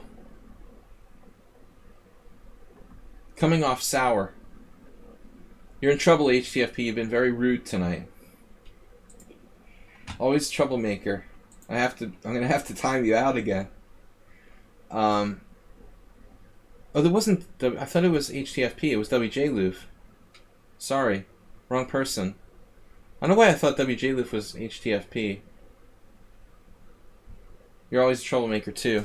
All right, guys. So that's it for Princess Chess. She dropped a piece. The end was pretty ugly. This is not good. Alright. So I got more games from Mortisel Pro, Schieber Spieler, Summon on Sound, WJ Loof, Jim, and Move 11. That's a lot of games to get to. We have about an hour. So 1, 2, 3, 4, 5, 6 games. 10 minutes per game. As usual, I spent too much time on the first several games. Then I don't have enough game for the rest of the times. And I'm dyslexic. Okay. Maybe I'm just naturally dyslexic. It's not my dementia. I was always dyslexic, but streaming brings out the best in me. So I saw an article about pandemic and stress and stuff. Everybody is like stressed out, and it's having like negative effects pretty much on everything you do.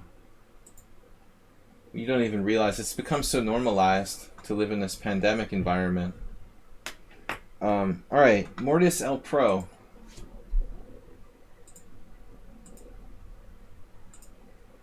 Mule Skinner Jr.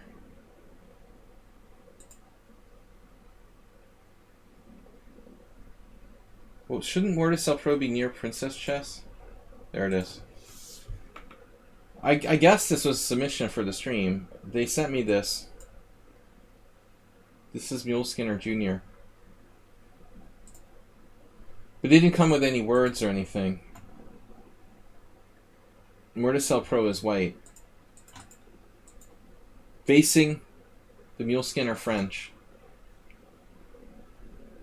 Thanks for submitting, Princess Chess. Alright, so this is also Mule Skinner versus Mule Skinner. No, it's not Mule Skinner. Mule Skinner Jr. playing the Mule Skinner system with knight d2. Did we forget Astrobate? Oh no. He didn't get his game analyzed last week? What are you talking about? He doesn't have a submission. Astrobate, do you have a submission for this week?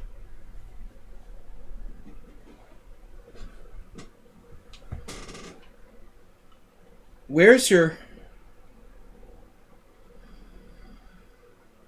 Yeah, I mean, it could be a civil war. Good luck.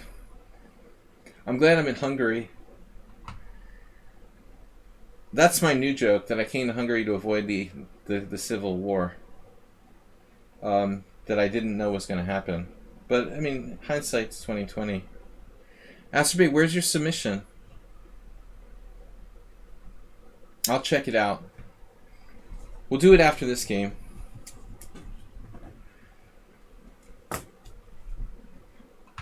Okay, check.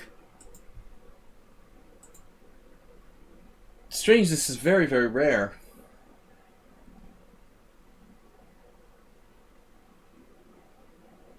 I wonder why more people... Like, how bad can bishop b5 check be?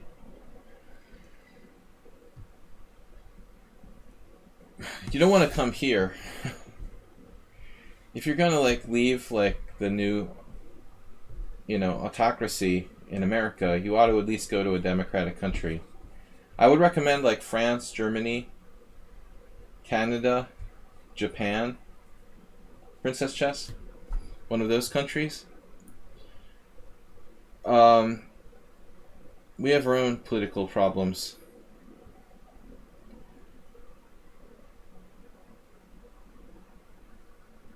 When you achieve with bishop e5 check, there's no upside here. So what's the point, Schieberspieler? Like, this is not a big deal? Because take, and now what if take?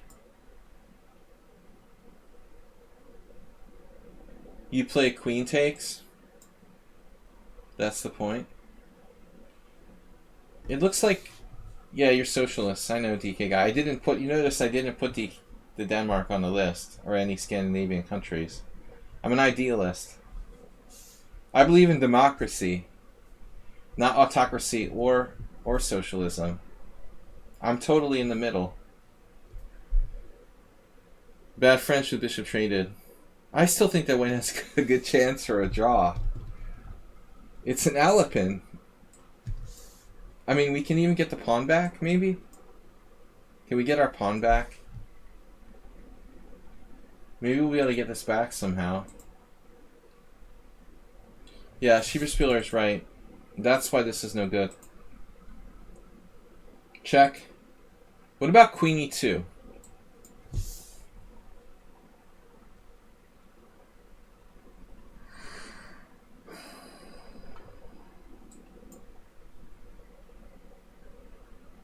Yeah, it looks like best case scenario, White might be able to equalize. Schieberspieler is a man of principles.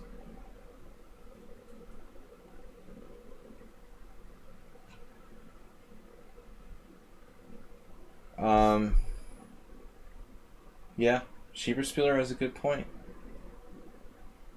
The engine actually likes knight c6 better, but it doesn't seem as idealistic. Playable, though. I'm surprised I've never seen anyone try this.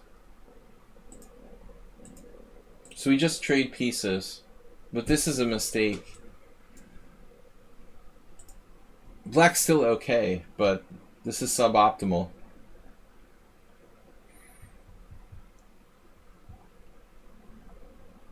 Yeah, I mean, White has two good lines. Either ED or knight f3. Even this is a move, although I don't think it's anything special. So he trades off Black's bad bishop. Black should take with the queen. Although Kosic only drew. These guys only drew on their games. It may be good enough for a draw if you're playing with White. That's the upside.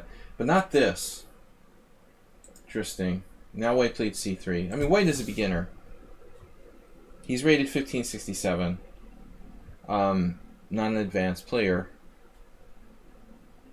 But c3 seems weird. I mean, I think you should definitely take here. at least inflict the isolated pawn on black. This is too slow. Who wants $3,000 a month for not working, free healthcare, free education, and help to pay your rent? Poisoning your mind, DK guy. But you probably have less billionaires. Your chances of becoming a billionaire go down significantly under the socialist system.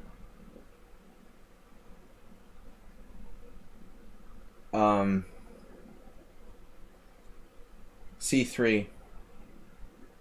Yeah, I like taking on D5. This seems strange. Although, on the other hand, this knight isn't great. You know, black's knight is not really well placed on D7. And this is just like a totally weird move. So black should take, and then, I don't know, we take back. Black is at least equal. You can even do like take. Black should be slightly better, maybe. You know that other line, DK? I mean, Schieberspieler? There's another line, like I've seen people play. This variation. It's like this variation, and I've seen... Maybe it's here? C3? But I don't understand this, really.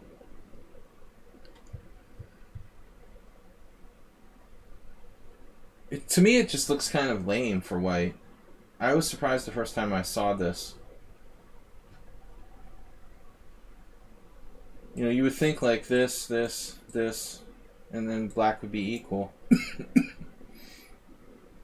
Still breathing beer.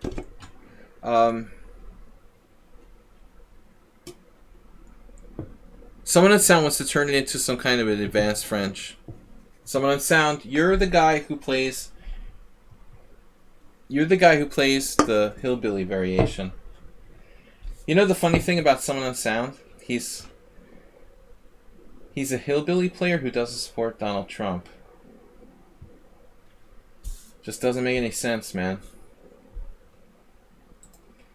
That just doesn't make any sense. Alright, so... Anyway, okay, white doesn't know any theory. He's playing on logic, but this isn't good. Isolated pawn, and then this is even worse. Taking the pressure off the center. Now white is better, and then closes it unnecessarily.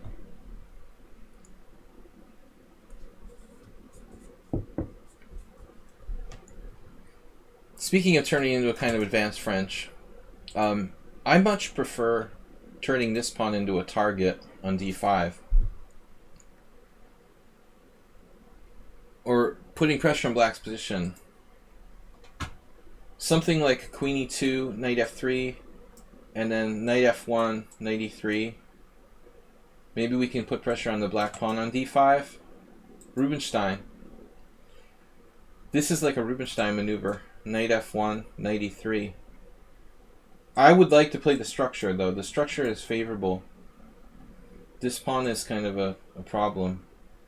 I'm not sure white should exchange pawns right away, but at some point it might be an option. We should keep our tension. But I don't know if white, you know, should white play knight f3, queen e2? Yeah, probably knight f3, queen e2, and castles. I don't like e5 here. White should keep the tension. Especially after queen e2, what does black do? What are you going to do? Yeah, we've got no attack with the bishop. This is a very good point from Schieberspieler, VIP. You can't do a Greek gift sacrifice with no white squared bishop. It's like the King's Indian without the c8 light squared bishop as well. No attack. e5 is wrong. Queen e2 looks really strong. So now it's like a race of whose pawn break is more feasible, but it looks like black's break is more realizable than white's. It's going to take white forever to play f4, f5. You said it first. a6? No. I don't know what black's best move is, but he should definitely play for b4. Yeah, a6 doesn't make a lot of sense. He likes the pretty pawn structure. Pretty. White's starting to get somewhere on the king side. But I'm not sure knight f4 is... I don't know actually what we can do. Even so, white's better. I don't know. It's not easy to break through here. I want to play for f4, f5, but...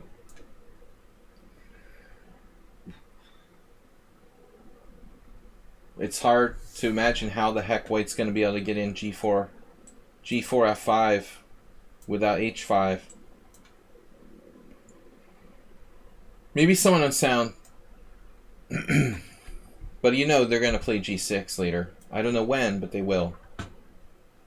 Black will wait until we play f4 and then play g6. But you should wait until we play f4. Maybe wait even one more move. You can, you know, do whatever you want. The minute that we play f4, then you play g6. And then white has to reorganize everything. Black should be fine. It's a force field. It's hard for... It looks like one of my games with someone on sound. Someone on sound would be comfortable with this position with white. Knight f4 is kind of weird. This is totally random.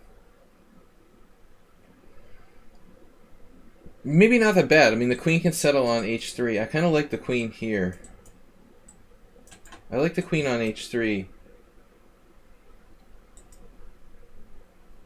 He's threatening knight takes e6 and knight takes d5. h6 not the best move. All white needed was a chance.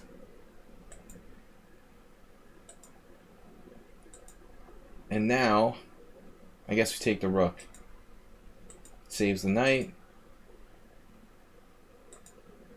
But it's over. Now maybe open it up with b3.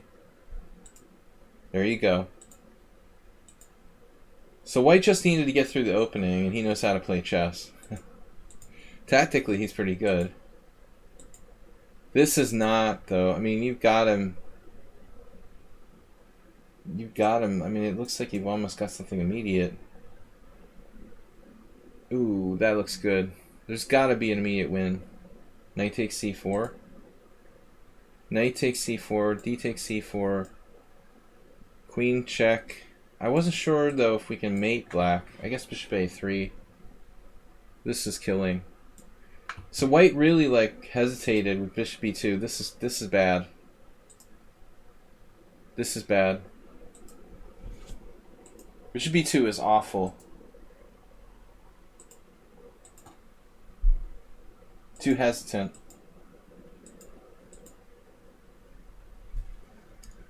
Now black has a whole extra piece compared to the other variation. Pretty big difference. An entire extra piece. But trading rooks is going to help. Black's down material, even so, down the exchange. Can't trade pieces here. Only helps white.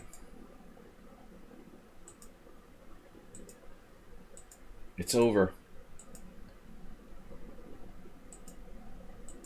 Nice. Bishop b8, mate. Alright. That was Mortisel Pro. Mule Skinner Jr. Let's do Astrobait's game. Hopefully a quick one. Astrobait, where is your wonderful game?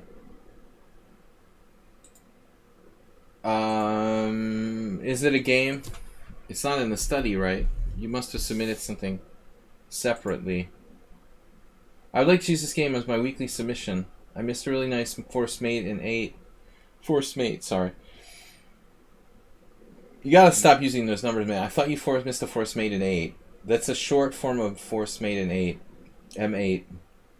Because I wanted to get the mate in 8 that I got. An unsound mate in 8. Alright. Don't confuse me with those letters, man. So everyone's favorite Astrobait with his favorite Philidor. He's best against the Philidor. His #1 opening. This is a deferred Philidor. You know, Schieberspieler, Gombos Ferenc Jr. plays this. That's why I played the... I mean, this doesn't seem like it should be okay for black, but it's surprisingly durable. I never played the Joker Piano, but I decided to play it against him and lost from a great position. But I mean, I can't believe this is okay for black. Why would people play the Hungarian defense if d6 is a good move? You know, it's weird. It's just weird that there's so few games with d6. It actually seems like it might be a better move than bishop e7. Strange. It's just something that surprised me. He had a game... You know, the interesting thing was I was able to prepare for him because he had a game with Geary in a simul on lichess at some point. It was Geary or Wesley So. I don't remember one of those guys. I guess Geary. Geary did a simul on lichess. Anyway, like this is weird, you know? d6 is not that bad for black. There's certainly no refutation. It doesn't seem like there's anything great. So, we just transposed to a Steinitz here. What am I saying? I said we transposed to a Steinitz. I mean, we transposed to an open Philidor. Normally, white takes. A Steinitz, yeah. The bishop would be on b5, but objectively, like, d4 is the best move. c3. Yeah, c3. c3 is fine. What did you do, Astrobate? You played d4. But the best move for black is an open Philidor. Now, the thing is, here's an interesting point. Someone on sound. Alright. Your idea of c3 is probably something that I looked at. But also, after knight takes d4, you know, I'm not sure this is the greatest line for white in the open Philidor or exchange Philidor. Bishop c4 probably isn't one of black's best lines.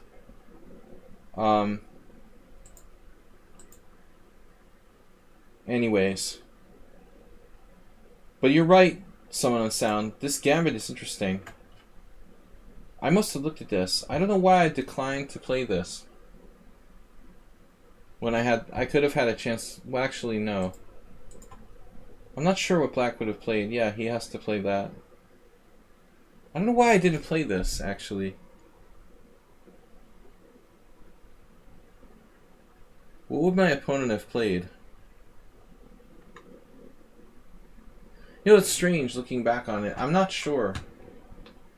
I don't know why I didn't play d4. There must have been some game I saw.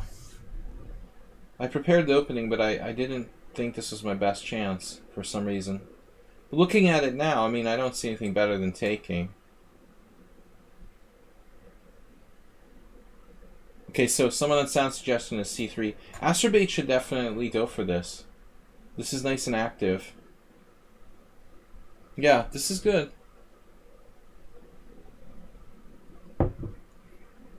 Black can decline the gambit with like d3.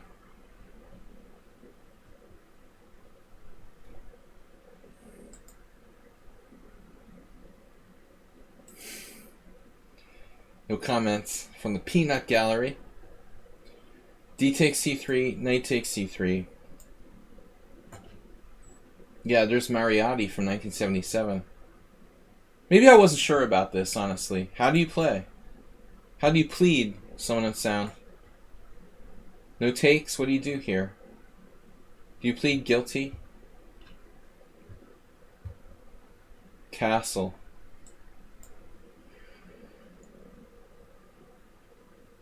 Yeah, typical. Dubious. Maybe it's enough.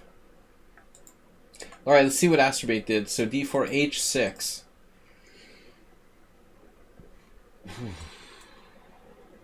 Yeah, I mean, this is classic. No time for h6. Black's just busted.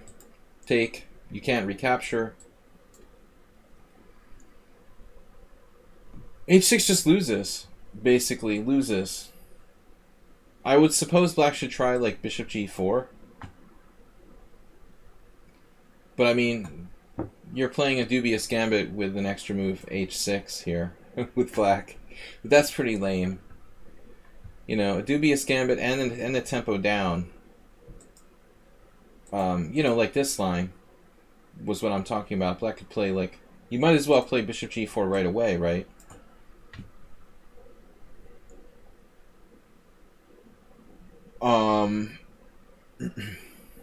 What is this, by the way?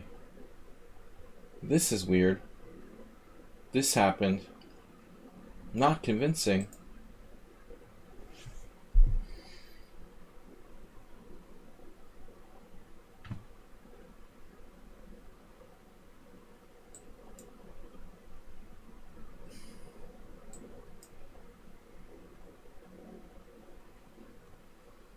Maybe this was the reason why I didn't buy this. You know, maybe this isn't that clear.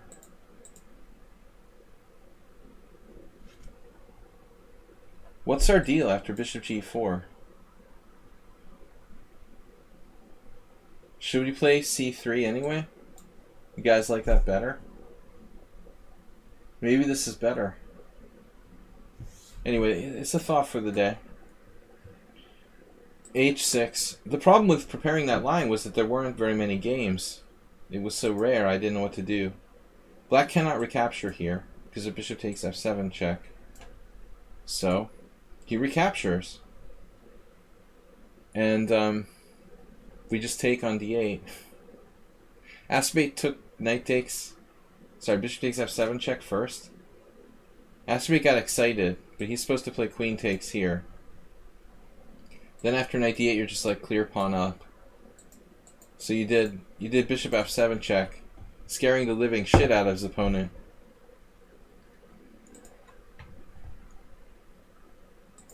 Was this calculated, man, or did you just get excited and play the wrong move? Was this like a crazy intentional thing?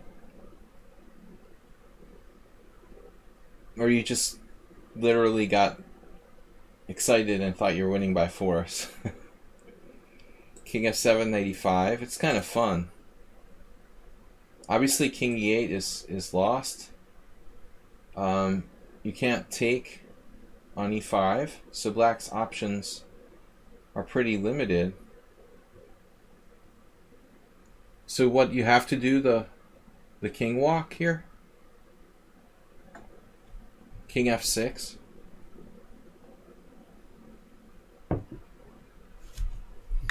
This is pretty cool.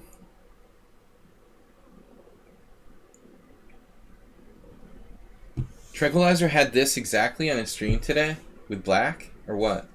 He had to be white. What color was he? He couldn't have been black. He was white in this position. He wouldn't play the opening like that with black. Wow, he did this? That's insane, dude.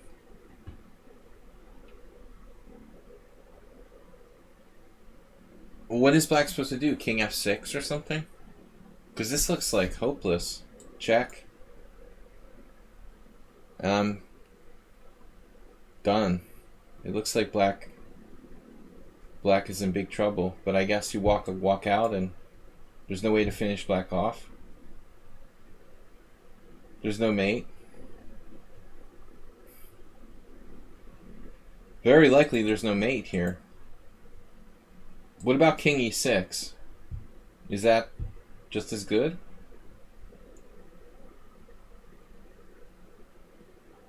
Is there any difference between king f6 and king e6? King e6 allows queen g4. Ah. So king e6 is less accurate. Queen g4, king e5, bishop f4 check. But I'm not certain that that's even a big deal either.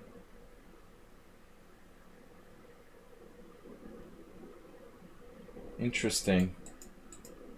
It seems like this way, though, give white less options.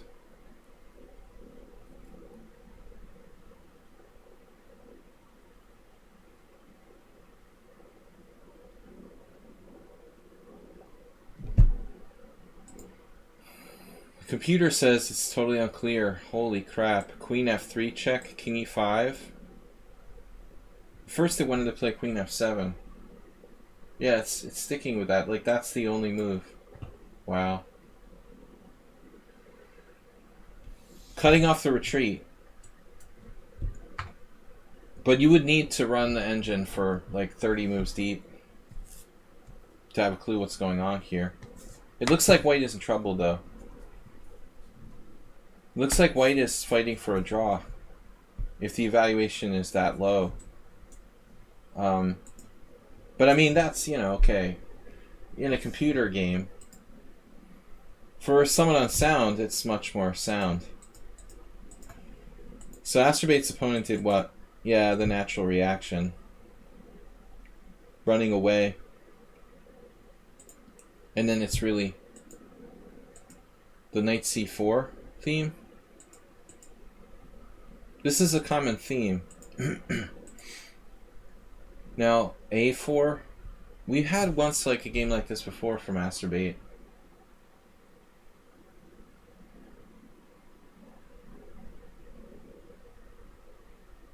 Knight a3 check? No. You got two knights, though. Is there something with like knight c to a3 check?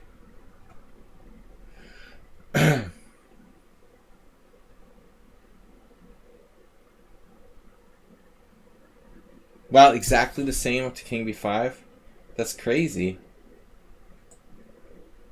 Astrobate stole this game from Tranquilizer's stream and said it was his. That's what you played the wrong knight. A4 check. No, a4 check. Wow, but where's the mate? Yeah, a4 is surprising because of king a6. That's surprising that that's the forced checkmate sequence. Damn. I couldn't find this. No, I would have played the other knight. I would have played knight on c. That looks pretty strong, man. King a5. King a5 avoids immediate mate. So what's the sequence? It's like a4 check, king a6. I swear he had the game like this once before. This cuts off the d7. I mean b7.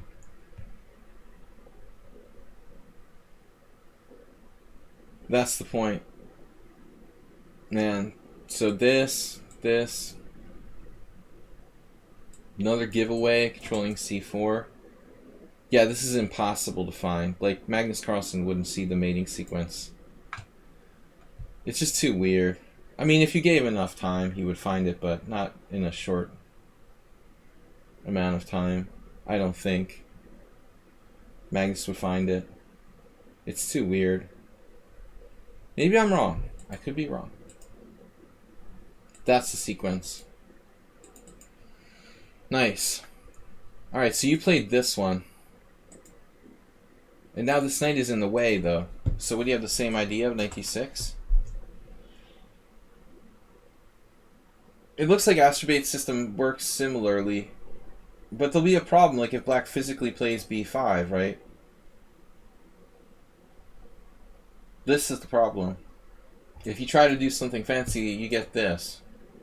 And then you have to like start all over again.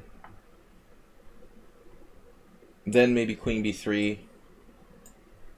Then like rook b8. And black just keeps hanging on, you know? White's probably winning, but it's not that easy. So Astrobate did this, check here, c3. Yeah, this doesn't even do anything. Astrobate started defending. Uh-oh. Black's gonna play knight b4. You know what he's trying. He's supporting b4, b5, though. Yeah. He's thinking offensively, but it's way too slow. Absolutely. But I mean, black can play b5, right? You could physically stop b5. At worst case scenario. This is probably good for white, like knight takes b5. But I have no idea. It's crazy, man. Queen d3 and b5 mate. Anyway, it's at least aesthetic. I'm sure the endgame is different from tranquilizers. At some point, they started to follow a different script. But Astrobate blunders like a genius. What can we say? Alright, you play Grandmaster level blunders, Astrobate. Schieberspieler's game now. We got serious stuff.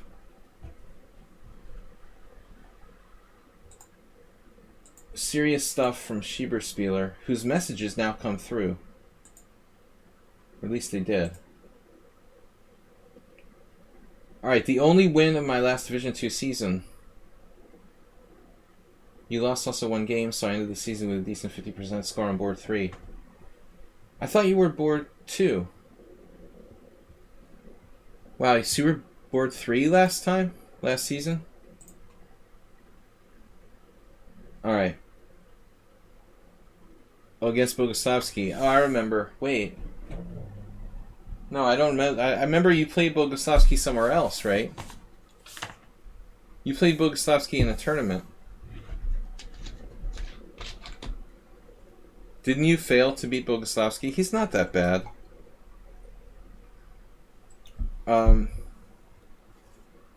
He's really, really lame in the opening.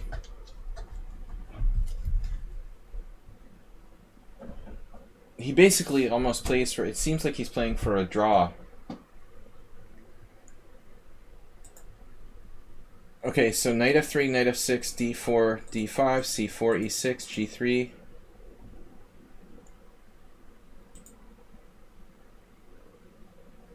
I did this once with black in a Catalan, but not on move 4. I did it on like move 6 or something. He's the farmer rating level. Emil's stronger than Boguslavski by a long shot.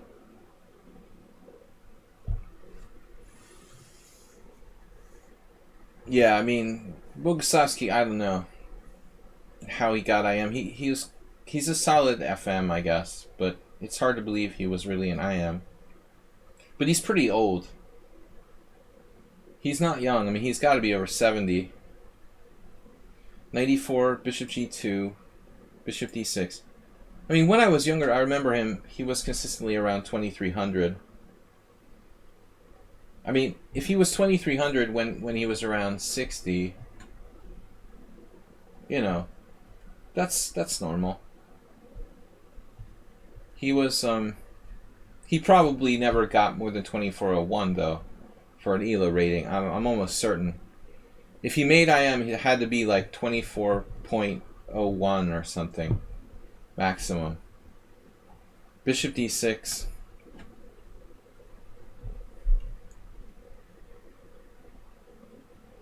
He's pretty weak tactically.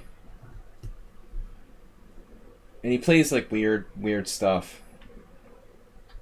But you definitely want to like beat him tactically. It's easier that way. But Schieberspieler has to beat him like positionally. And Schieber's stronger, but it's not that easy if you're not playing for tactics against Boguslavski to beat him. Bishop d6, knight c3. So he's turning it into a Dutch.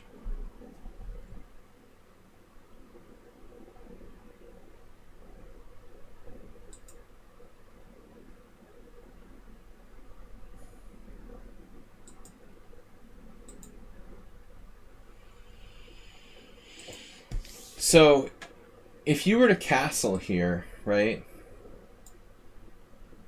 I'm just thinking, if you castle and he castles, now you're back into this like main line. Did you realize that? Because I've played this. I thought this is one of White's best tries, actually. Schieberspieler, have you ever played this way? Something that I learned relatively late. You know, I used to always play like 92 type of Petrosian plans. But this is something I realized maybe like five years ago or less. I actually learned this studying some games with one of my students. So I learned from you guys too. Traditionally, the knight c3 is not used in the Stonewall, but it's actually a pretty good system. You messed up the opening. You play against Stonewall 92. Yeah, but you've actually stumbled into a good line. The question is, would Bogoslavsky? He probably would have done something weird, you know. I bet you he would have done something weird, like Queen F6 or some... I guess he can't do that, though, because you take here. He doesn't have that many options for weird moves. But just so you know, if you castle, he castles. This is like a good line. I like this for white. You play like a minority attack on the queen side.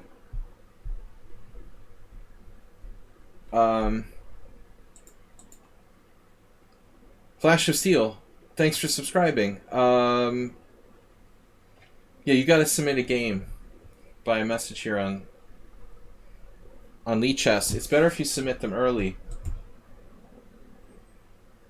So you played bishop f4 though. It's like a kind of classic positional plan. I mean, this can't be a bad move. You're following a game from 1985. Gifted a sub. Cool. Castles. Bishop takes d6. So you don't have to exchange. I don't know. Obviously, you can castle. But you achieved what you wanted to.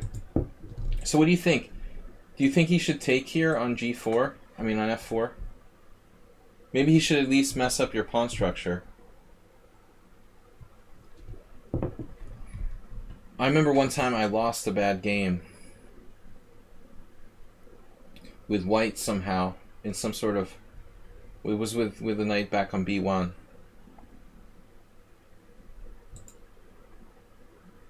I don't know.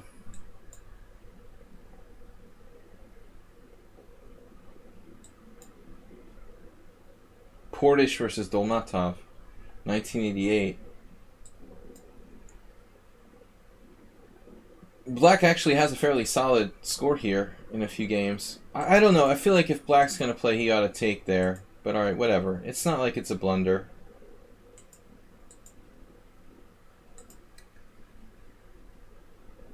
But I mean, it seems weird for him to retreat his knight back.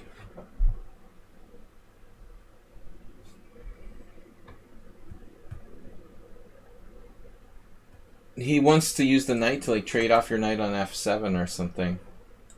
This is a little bit passive. On the other hand, you have to do something about your pawn on c4. Yeah, it's not so simple. So Kupraychik played queen takes d6. He ended up winning against Razuvayev with black in the Stonewall Dutch. Both of these guys were like insanely strong players, but Kupraychik was like famous. He died just recently, the last couple of years. He was famous as an insanely talented tactician, but Razuvayev was a super strong Soviet GM as well. I don't know. The guy was a magician, though. He was a Tao-like tactician. You wouldn't understand. I don't know. But knight takes is interesting. So, what about pushing to c5? Is that just weak? Is it just weak? I mean, black will eventually get in e5 or something. It looks like it might be a problem. I think he'll get in e5. It's hard for you to deal with that. Yeah, I mean, this move is just gross. The problem with Bogoslavsky is that he's trying to draw. But objectively, I mean, black needs to play this move. The more dynamic e takes, and then giving his bishop a little more air. But more importantly, you know, opening up the file here. I mean, white's better. You could play e3. I was also thinking like 95 right away is possible, but maybe you want to stop e3. Dude, he's a 75-year-old guy. Do you think you're going to be 21, 46 when you're 75? That's not bad. Knight e5. So this is good. Yeah, I like what you did with the place. So cd5 is playing for symmetrical structure. He wants to draw a stronger player.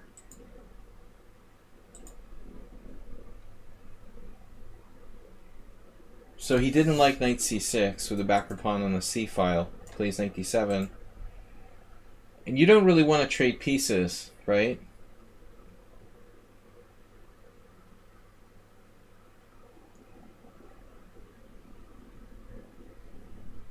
I mean, theoretically, you could probably play f4.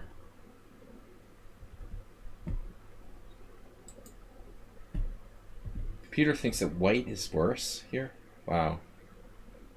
I don't know about that. Is it really true? White is worse after f4?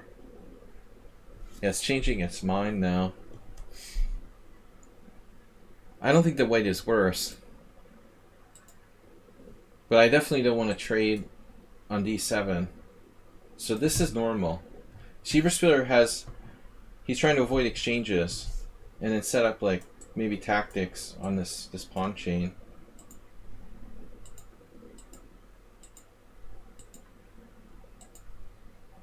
It's like an exchange Slav where black has played f5.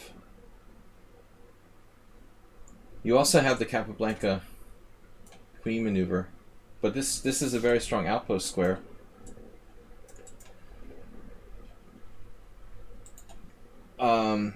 We don't want to get knight c4 here.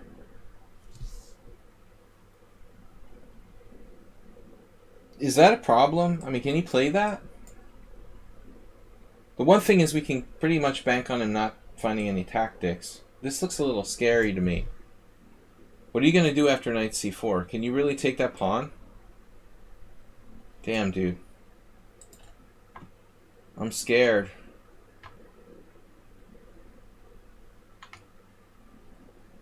I want to see Schieberspieler versus Aliekin from this position. What would happen? Draw, probably. Do you take the pawn on b7? Because I'm scared.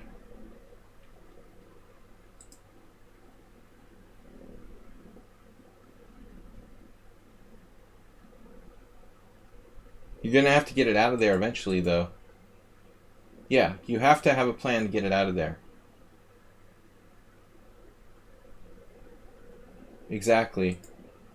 a4, queen e2, b3. Actually, that's like Capablanca playing black. Alright, bishop c6. Dude, that's horrible. That's an ugly bishop. But black is slightly worse in an unpleasant position.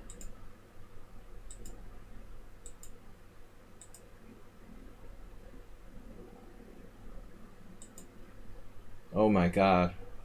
Wow. Dude, so what? I thought he was going to try to passively defend, but he starts attacking with the g5.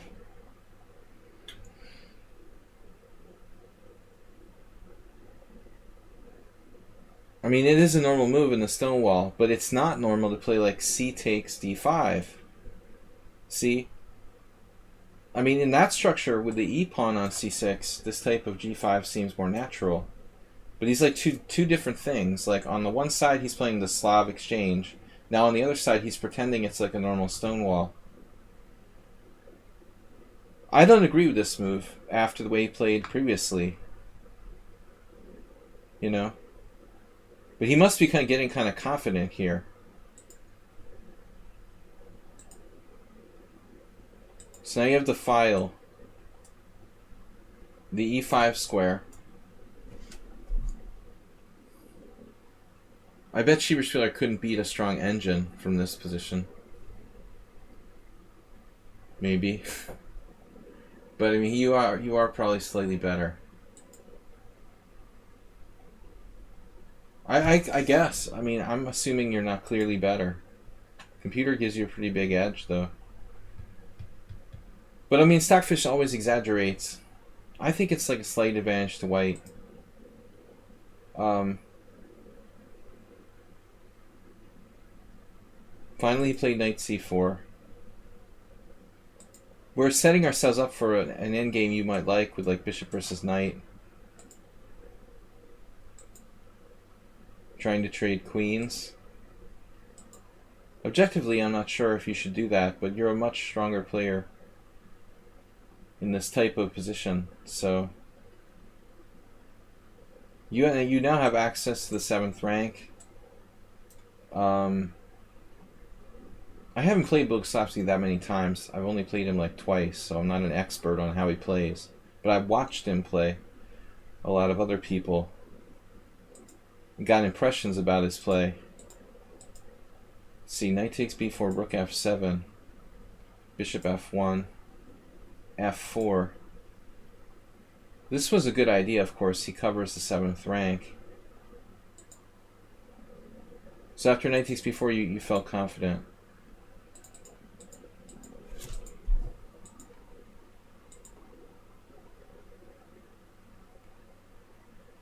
I'm not sure what he should do, but I don't like voluntarily retreating my knight from c4 if I'm black here. Why do you voluntarily retreat your knight from c4 back to b6? There's just no way that's the best move.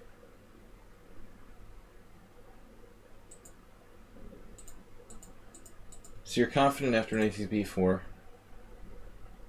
Well, now you're completely safe with like no chances to lose. This bishop will actually be quite good here. Or possibly h3.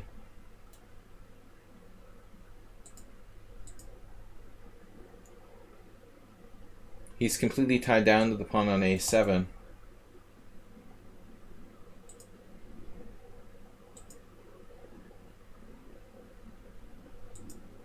Right.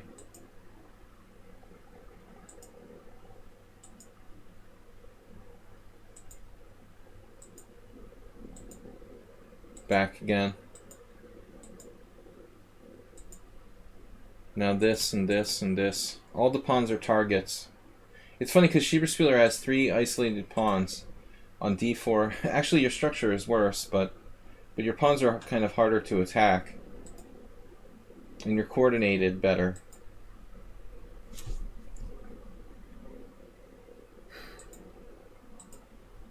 Wow. I honestly thought you were just going to play like king g2 now.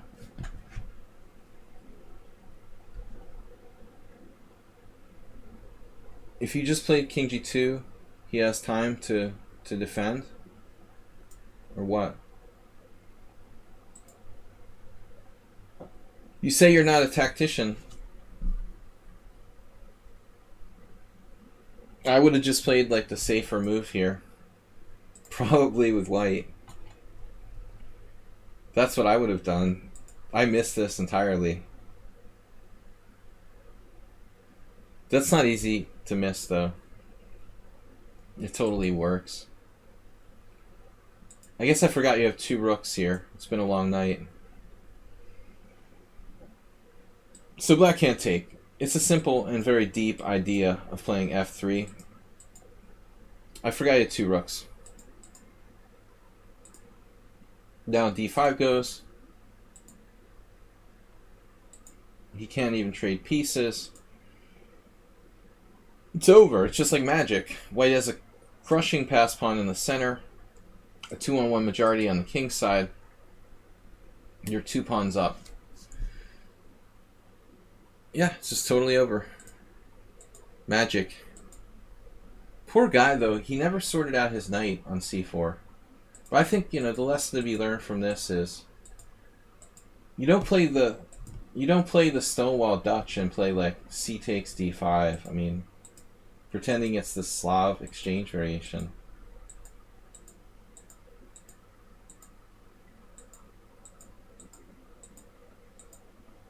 Well, don't drop a rook like I did in that other game last week.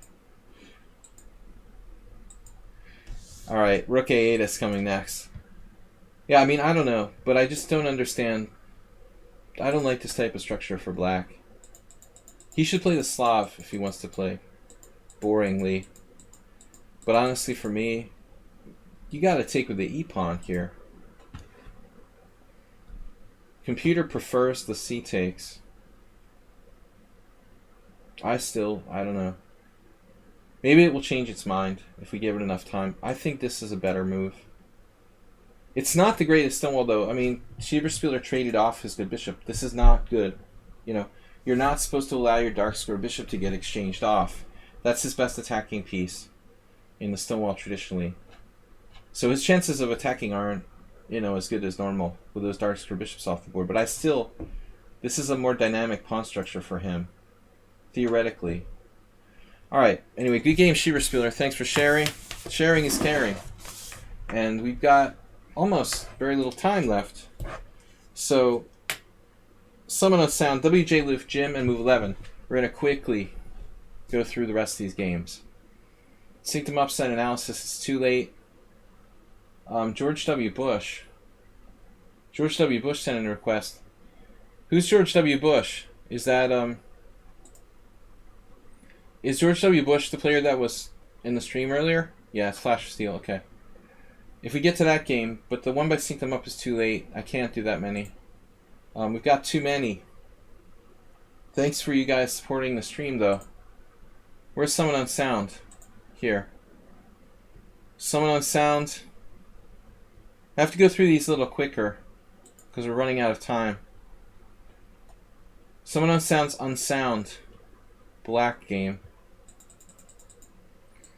Accelerated Dragon, Hyper Accelerated Dragon, which I know. The Marazzi is always a problem. Knight c3, knight d4, queen d4, d6. This is called the Gurgenidze variation. Move 11. You were coming up with an interesting idea recently. Okay, so now white has like bishop g5, bishop e3, or queen d3. Is that a move? Queen d3? Typically both sides will castle first, I guess. That's another variation. You can castle, and then play queen d3 or queen e3. I've seen both of those. I used to play this for black, but I didn't have much luck. But the Marazzi's tough no matter what. Queen d1 is just bad. Some 2200 played this against Li Chao. You get an opportunity to play the white side of the Marazzi against Li Chao. That was in 2008, but still. Queen d1. Not exactly the most testing move. There was a game by David Strauss. He lost to a weaker master. What is your strategic plan? Well, I mean, achieve b5, destroy his bind. He has the Marazzi bind. The main plan in the Gurgenidze is to play for b5, as opposed to blockading sort of strategies and other lines. You're playing a more dynamic plan where you'd like to break b5, undermine his center. Obviously, you can play f5, but that's hard to achieve and very dangerous. In the Gurgenidze plans, it's normally all about trying to play b5. So your move makes sense. But I mean, normally they play queen a5 first, rook fc8, and then a6. Completing development, and then the a-pawn moves. With white playing queen d1, I mean, he's going to be in a kind of bad situation here. You're threatening rook c8 immediately. So a6 is not as strong. Because he's got problems with his c4 pawn. After queen a5, how is he going to protect that pawn? I mean, that's not that easy. He can't play b3. White is like black almost here because he's wasted time with queen d1. So a6 is alright, I guess.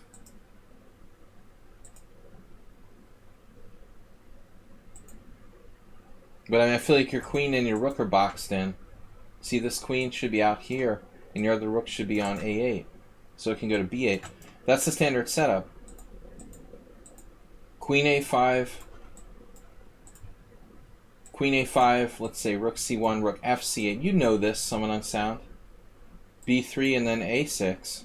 but possibly rook b8 with the idea of a6 and b5. I mean, that's the optimal setup.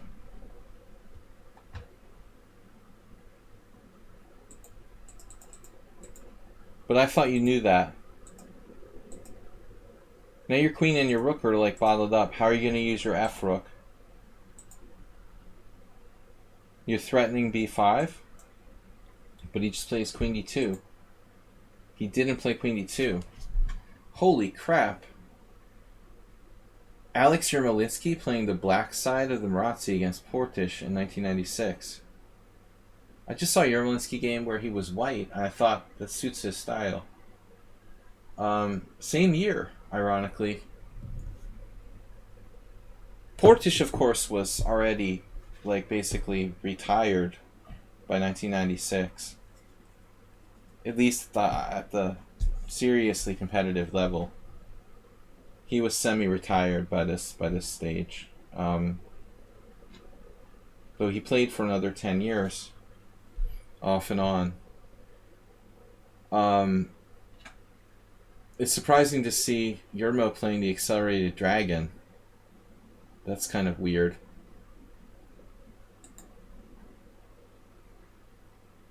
But yeah, what's up with b5, man? His knight is not protected. You gotta get in b5, that's your whole plan. You still have it, huh? You still have b5? But now you've got the problem with knight d5, knight e7 check. See, now you have to play some awkward move. And this is not optimal.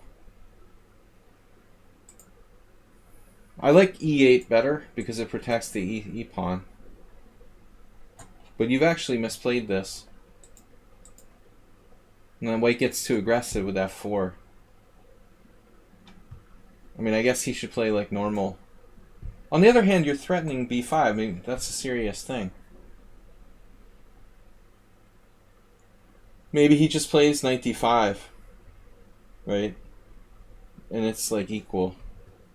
Though it seems like white should still be better. Ask Schieberspieler, he's the expert on the white side of the Marazzi. What would you do here? Is black threatening b5? It looks like black's threatening b5. So you got to do something. But what is it? Do you do one of those knight a4 type ideas?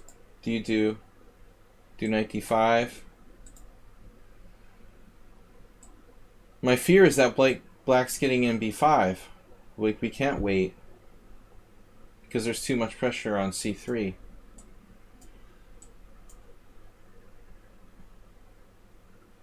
It looks like b5 is a problem. The computer doesn't think so. You can always just go here. You're still fine. I mean, white's still fine. But he played f4. I don't know about that. That changes the position and weakens e4. See? Now this is a problem. That was a really weird move for white to play. But not crazy. I mean, he is gaining time with Tempe. Could you play bishop takes c3 here? You don't have this?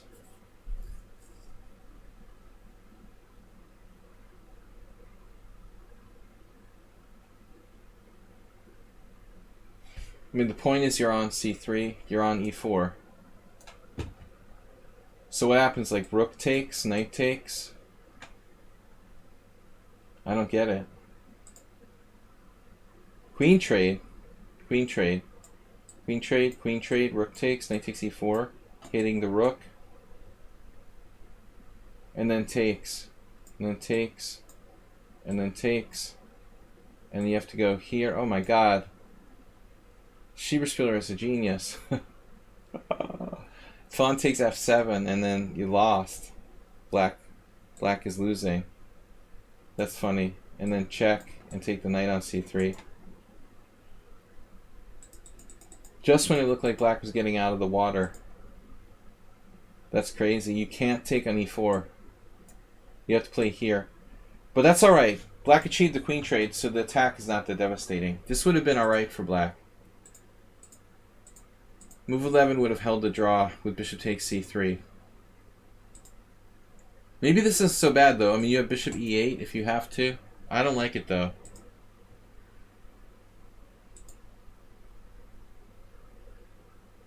I mean, I guess it's not that easy for him to attack you. Tactical blunder. He walked into knight takes e4. Oh my god. Move 11, move 11. My other accelerated dragon, subscriber who submits games here. Someone would sound not very tactically sharp here. I would have been on edge.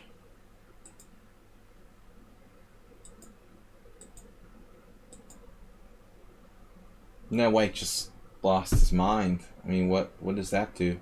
Does that even work? I'm happy to see that pawn leave the board. That's alright. You're fine. No, black is better. Queen trade. Yeah, now he's toast. Dude, check out this pawn majority. 4 against 2 on the same side. That's finished. I'm proud of your pawn majority. It's increasing. It's like Donald Trump's election count deficit. Just keeps getting bigger. Another one.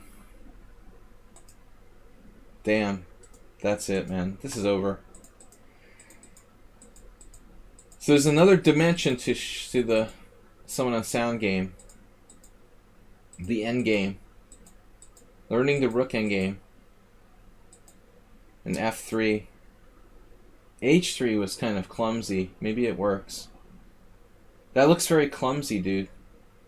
Does that work? How does that work? It's good enough? Wow. So it works. Wow, nice. I didn't think it worked. You're just down there fast enough. Correction. Clumsy but working. And that's it. Alright, man. Good comeback. So Someone on Sound is done. We got WJ Loof, Jim, and Move 11, and our new subscriber. I'm going to have to do these games quick, though. It's getting late. I'm falling asleep here. WJ Loof screwed up on tilt and fought back. I'm posting this game more for advice what to do when you feel the tilts. Alright, when you feel yourself tilting.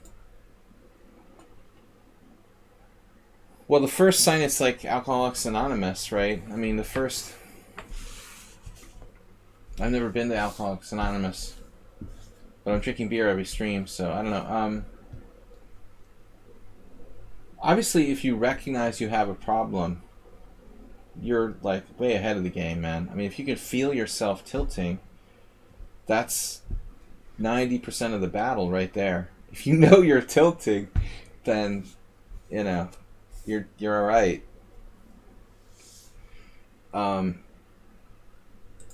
Mostly people don't realize they're tilting when they're tilting. Someone on Sound, thanks for the donation. I should have worn my tilt shirt. WJ Loof is white.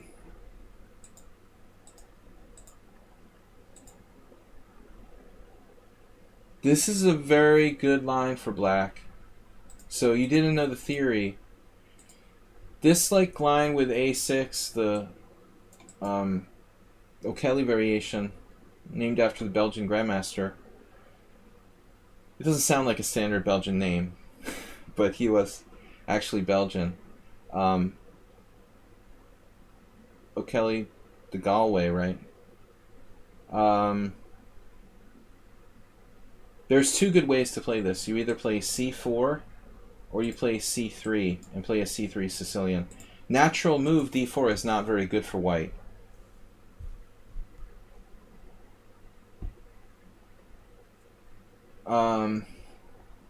Surprisingly.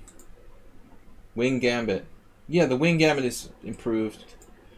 You can play the Smith Mora, but that'll just transpose to a normal line. Yeah, I mean, I still don't think the Wing Gambit is great, but it's probably better against the O'Kelly than most things. But this isn't so great. The best you can get is like equal here. So this opening is a little wrong. I guess knight f3 is probably one of the better responses.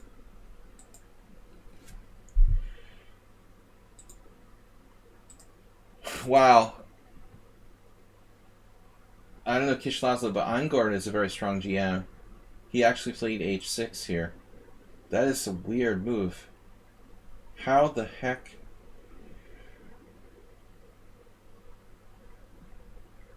That's crazy, man. Deep. Like preventing bishop g5 or something? Damn, dude. And you fell for knight c5. I get it. I totally get it. So you're playing Vyacheslav Angorn, and you dropped a piece with knight takes c5.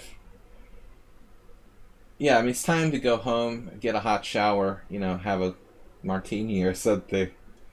Or if you're not playing Vyacheslav Angorn, with someone human, yeah, you've got to try to reset. Like, now you're on tilt, you know, oh my god, I just screwed up and dropped a piece. Well, you have to be objective. I mean, I think, like, you think about, if my opponent is a master, I probably resign, I'm down a whole piece. If not, you think this is a player who's not necessarily going to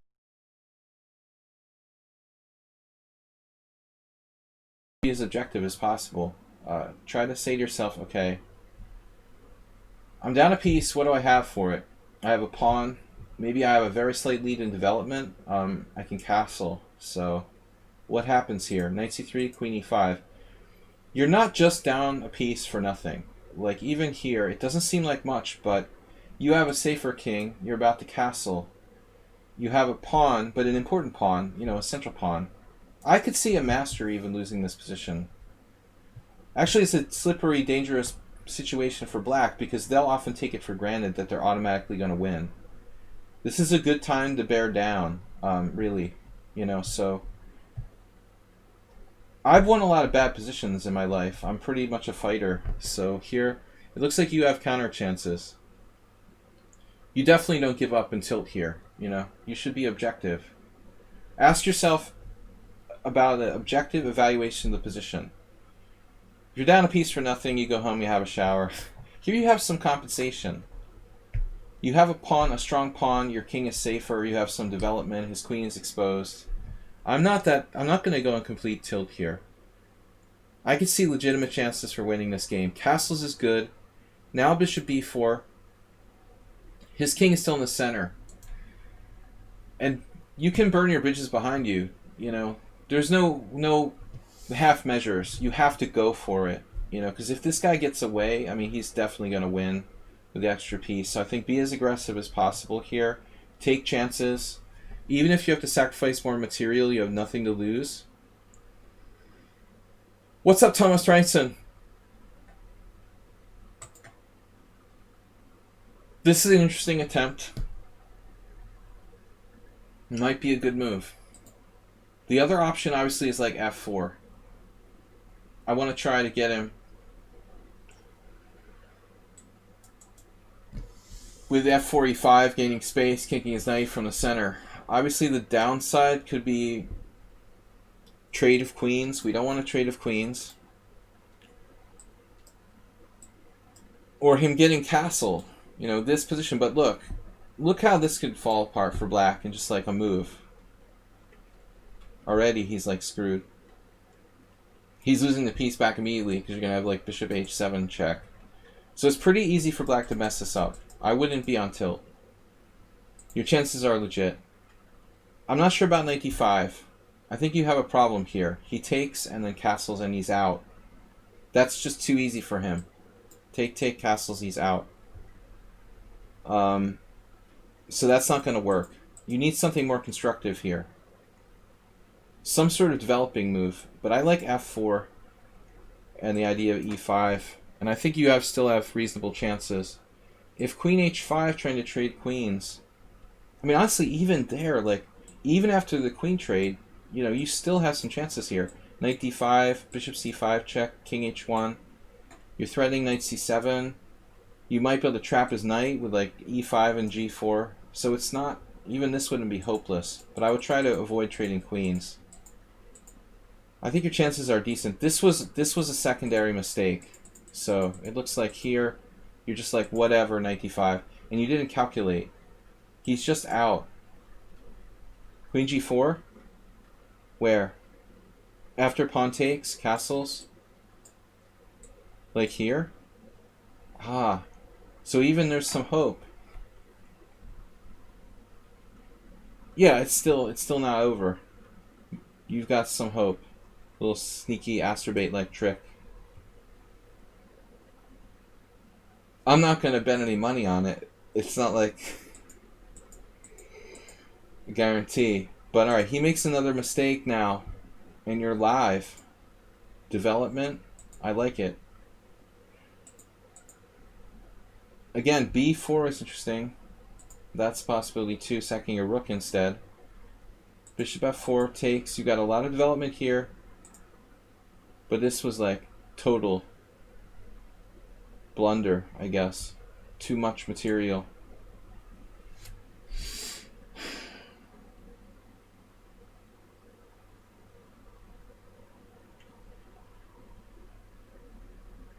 Maybe we went too far. Even here.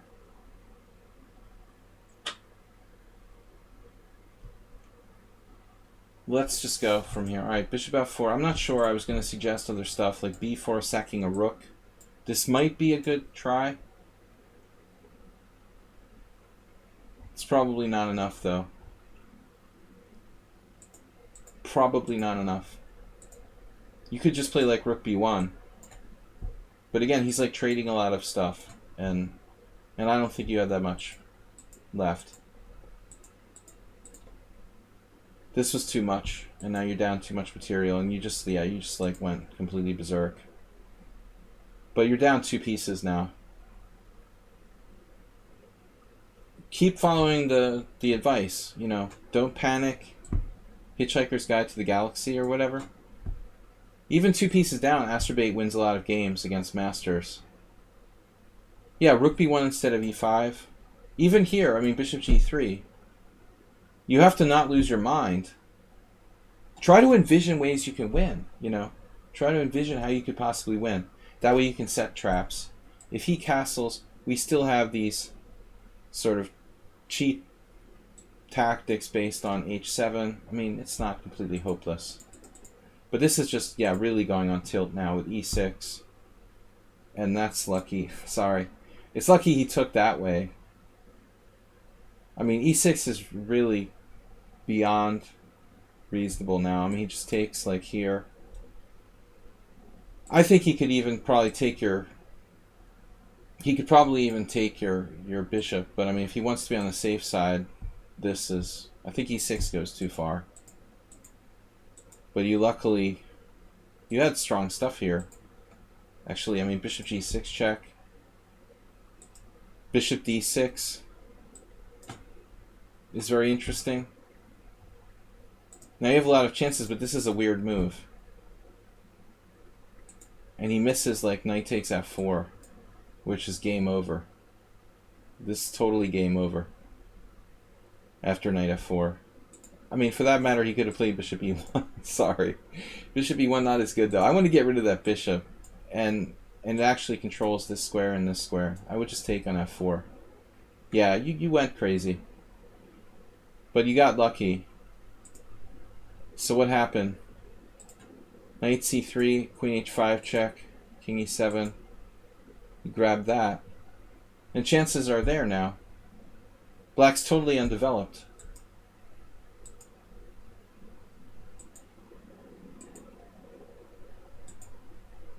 Can't trade queens, or you're done. Setting up the Astrobate-like trick.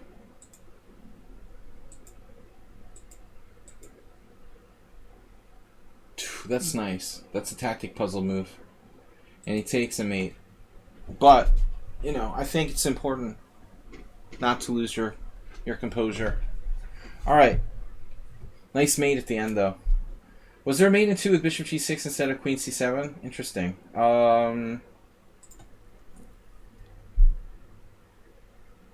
Sorry, where? Well, you had to play queen c7. They were threatening a trade of queens. No. Alright, guys, I gotta move quick because I don't have much time left. Thanks, WJ, Luke, Jim, and Move 11. Man, I got no time left. Let's go. Jim. Bad at endgames. 5-0 rated. You're welcome, WJ Loof. Sorry we're kind of rushing through the last games here. Jim will have a quick look at his blitz game. Advanced Caro-Kann with a secret Jim move order. The deep bishop e2. Transposing to theory. Yeah, I don't like c3.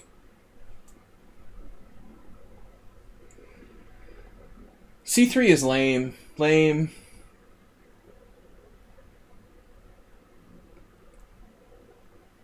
Real man plays c4. Okay, you can't play it right away, I guess. But, well,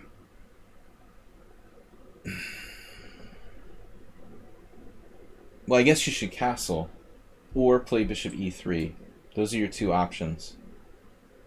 It looks like even knight on b2 is played. That's an idea to play knight b3, right? Try to stop c5. Alright, c3 is just lame. Knight e7, whatever. Castles. h6. So this is an actual variation. I can't believe how many games there are. Wow. Man, I don't know. I hate h6.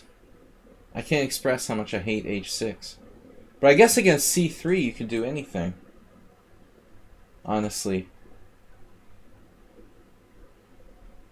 What does a real woman play? I can't answer that question from personal experience. We'll need some input. But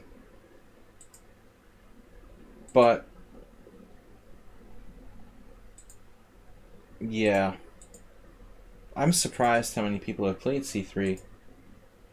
It's surprising how many games we get here. After knight e7 castles, suddenly there's tons of games. h6, I don't know. It's justified, I guess, because of c3. Now knight a3. Who plays these games? Ponomarev, Anand, Spidler. Who are these guys?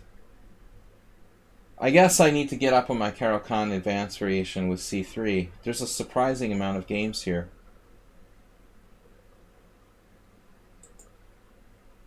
Alright. Knight d2. This is more traditional sort of move. I like c5. And he's a little bit worried about bishop e5. Ponomarev has a million games.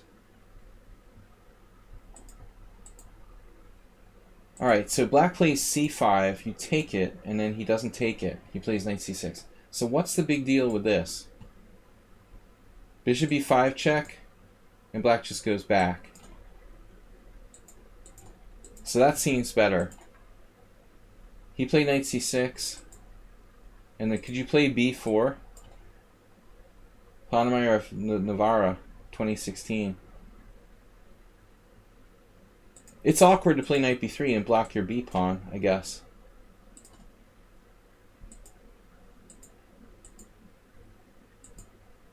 But it's a blitz game.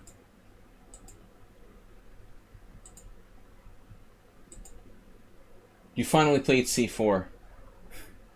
We're proud of you.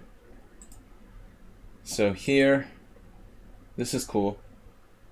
I mean, that's one of the arguments that I make for the white side of the advanced variation. It's kind of funny because in the beginning it seems like white is actually behind in development. When he plays e5, it's like slow. But you're actually gaining space with e5 makes it hard for black's pieces to come out. So it's like white ends up ahead in development. I think you've done a good job of showing that here.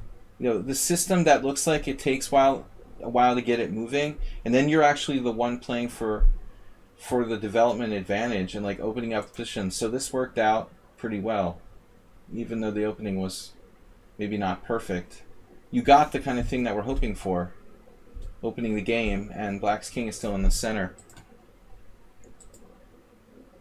It looks like if he's careful, Black's okay. Yeah.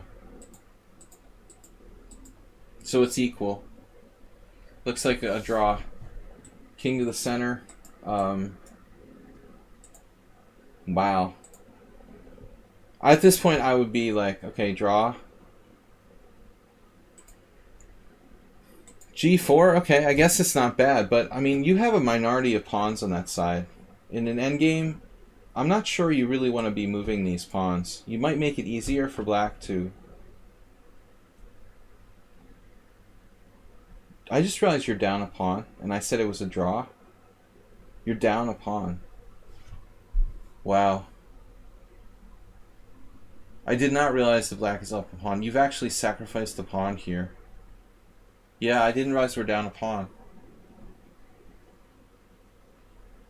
That changes everything. I thought it was equal material. Then I guess I support G4. I don't mind G4 so much anymore. I mean, still objectively. What about taking?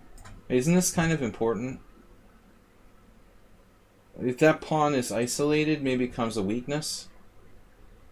If you get on the 7th, you have a lot of play. Yeah. I mean, I think you should take on D5. What is Black going to do? You're getting on the 7th. You can take rook takes rook and play pawn takes and then defend c8, but again, you have a lot of counterplay. I hope. It seems like you have counterplay. Okay, maybe Jim does it anyway. I don't know. G4 maybe doesn't change the position that much, but he can go here. Okay, you kick him off of c8. Maybe G4 is a good move. You kick him off of c8. I don't know. But it does seem like you should open the position to try to get the c file. Instead you played b4 and c5. And now your queenside majority is kind of stunted. But he has 5 on 3 on the other side of the board.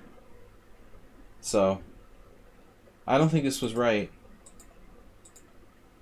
Of course, if Black plays passively enough, you know, anything's possible. This guy played ridiculously passive. In fact, like, I think you should just play King D4 here. He's really, really played ultra passively. I don't know why you're not playing King D4. The plan is like B5, probably.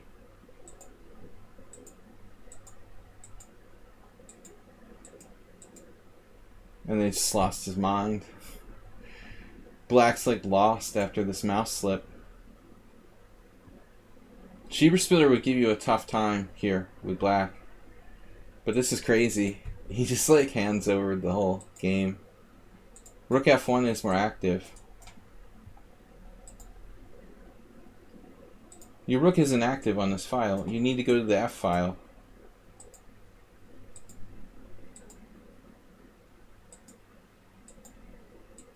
Now he has counterplay. Wow. So he's winning again. This was pretty sloppy. I'd feel better about it if you were playing Black in this game.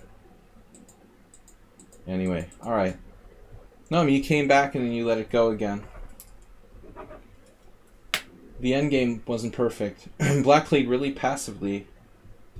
That's unbelievable. And you were even winning. Who was that against? 2100. Alright guys, move 11. It's getting late. I don't have much time left.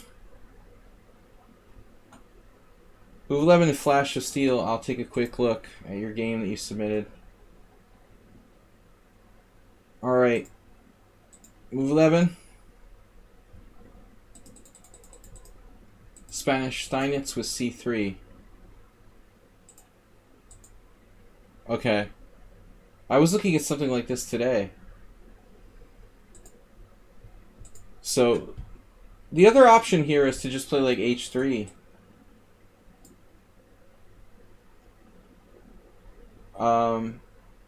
Maybe you should make him commit his bishop to the short diagonal. But you have to watch out for Mamajarov style stuff with like g5. I would be, a little careful about crazy attacking players who might try to take advantage of the fact that your king is already castled and he's not. Some game like where Mamajarov smashed Grishuk and something like that happened. But instead move 11, alright, let's see. d4. Wow.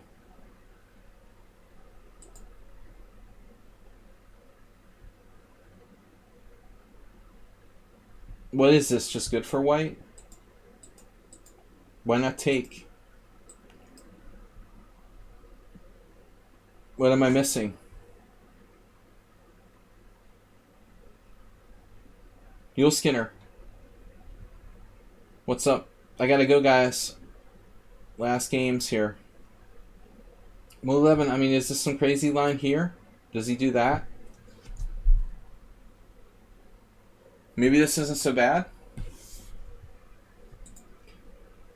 We analyzed the game by El Pro earlier. Mortis. Mule Skinner. Team Mule Skinner. Tarash French. So I don't understand why you're not doing this. D takes E5. Is this a line? Yeah, that's weird.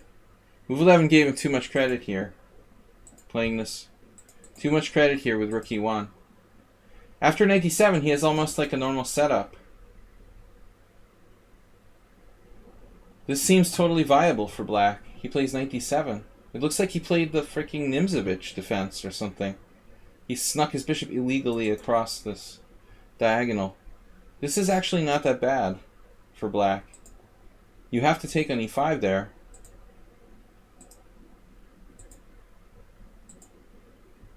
So you're just like a little better.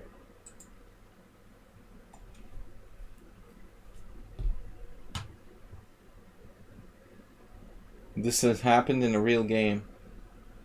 That guy's crazy. The Sanal guy, he has a really wild approach. G4. I think G4 is justified when that bishop is there, though. This is not ridiculous. You don't have to. Here.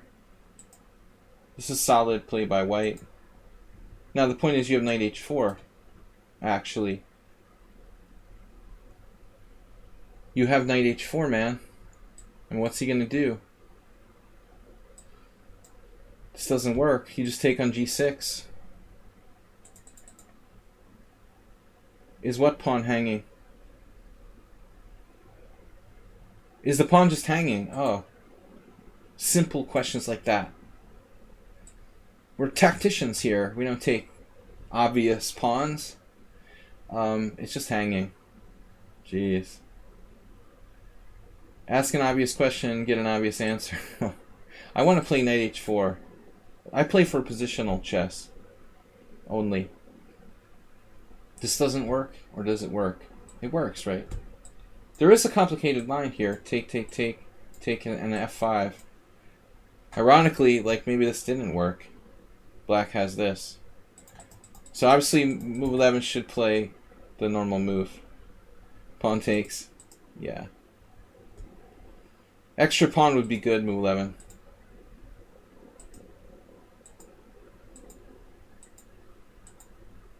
Got real good control of E4 now.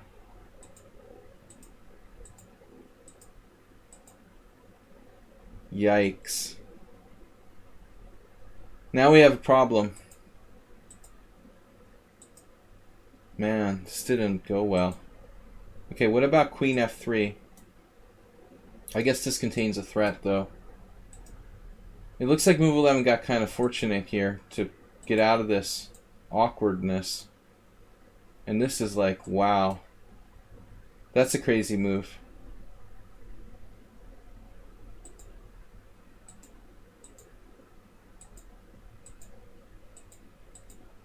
This was a wild game, but totally back and forth. Guy's rook is on A5. My God.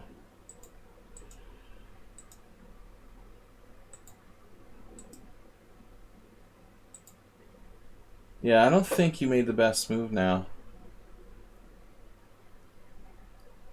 Looks like maybe we can take this. I would guess. Slightly stronger. So move 11 didn't capitalize properly.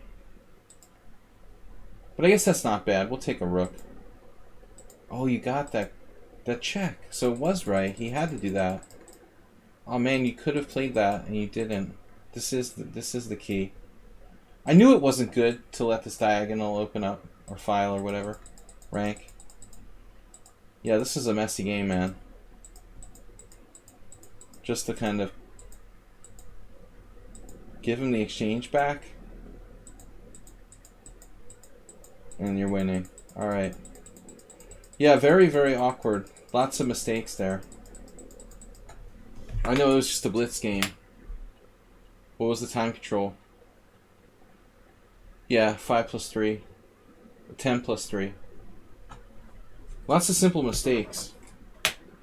Okay, last game I gotta go, man. Peoples. Women. George Bush. George Bush submitted a game. At least you're not Donald Trump. I'll take 5 W's. Alright, so F4, D5, knight F3, knight F6, G3. You're white. What is this game? 10-0 rated.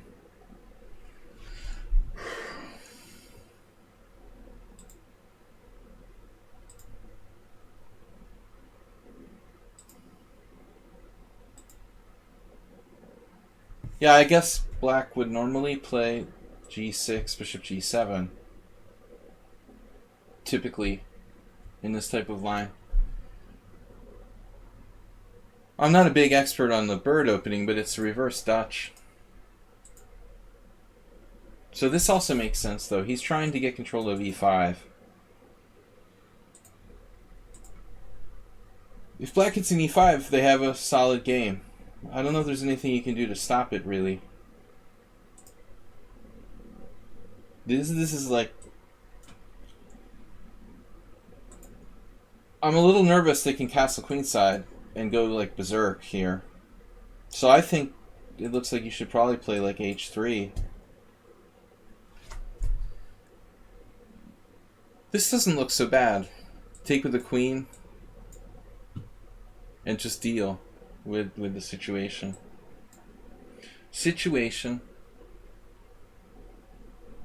Maybe it's not that bad. Black hits in E5. But I mean, you kind of have to be an expert in this type of position. Yeah, I gotta go.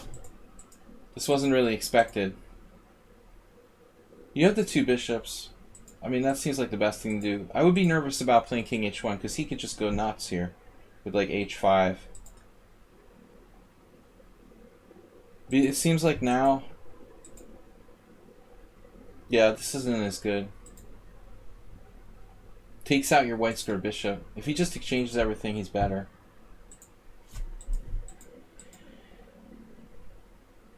You're kind of behind in development. Black has very good control of e4. And your king is exposed. I mean, that's the #1 reason why people lose chess games. King safety. Obviously, in the bird's opening, you got to be extra careful, or the Dutch. But that white square bishop being gone is a big problem. So he could have castled kingside and play more conservative. Castle queenside, d3. Yeah, I mean, this is a matter of time. So now it's like very touch and go. h3. You got to play h3 to try to play... I don't know. Do you have tricks? Any tricks like queen f1? Maybe you can play queen f1 to try to play like h4, g4, and if takes, you have queen h3. Possibly have some tricks to try to defend. But this is a very unpleasant position. So e4.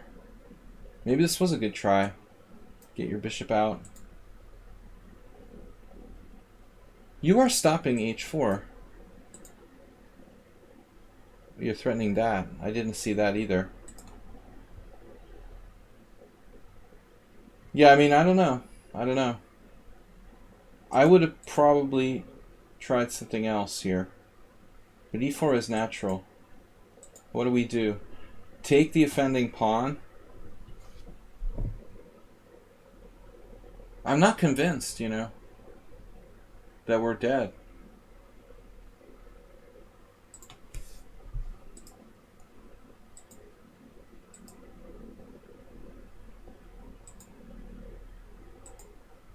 Now black has knight h5, and it undermines your e5 pawn. You have a check and take his bishop.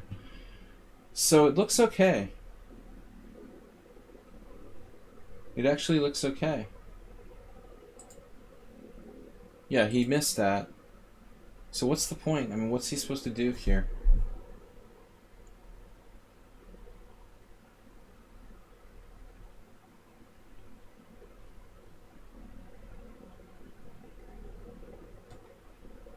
It's hard to see a good move for black. He has some capture on b2. Is that it? He just takes. Calmly take on b2. And everything's okay. No, he's just taking on b2. We've been completely ignoring this possibility. Nobody ever bothered to worry about b2. Black's kind of lucky that he has that. So the point is what? Like after pawn takes bishop now, you're threatening d7 check and you're winning. Yeah. Black just loses. But the opening was a disaster. You know, I think it's a total disaster. This seems like a pretty decent system, but you gotta play for him, I mean. Looks like you've gotta do this. h3 immediately. h3 immediately, get that, develop your queen, then he'll play for e5. And then the question is like what the best way to play this position is. There's like no known players here, but I mean I guess it's not that bad. Maybe you castle, maybe you can play something else. Alright guys, I gotta go. It wasn't a bad game, but same basic plan, but I mean you gotta really be prepared for e5. I think, you know, the game you got this, something like this, if you got this, this is not that bad. As long as you have the white squared bishop to control e4, you're still in the game here. You've got the f file. But once he gets your white squared bishop, you were just like clearly worse. Alright guys, I gotta go. It's really late. It's been great. I'll be back tomorrow with some blitz and rapid chess. Thanks for subscribing and tuning into the stream. Any donations are appreciated. I'll see you guys tomorrow morning. Thanks everyone. Thomas Reinson, Flash of Steel, Silicone, Move 11. You're welcome guys. Bye-bye. Bye-bye. In the words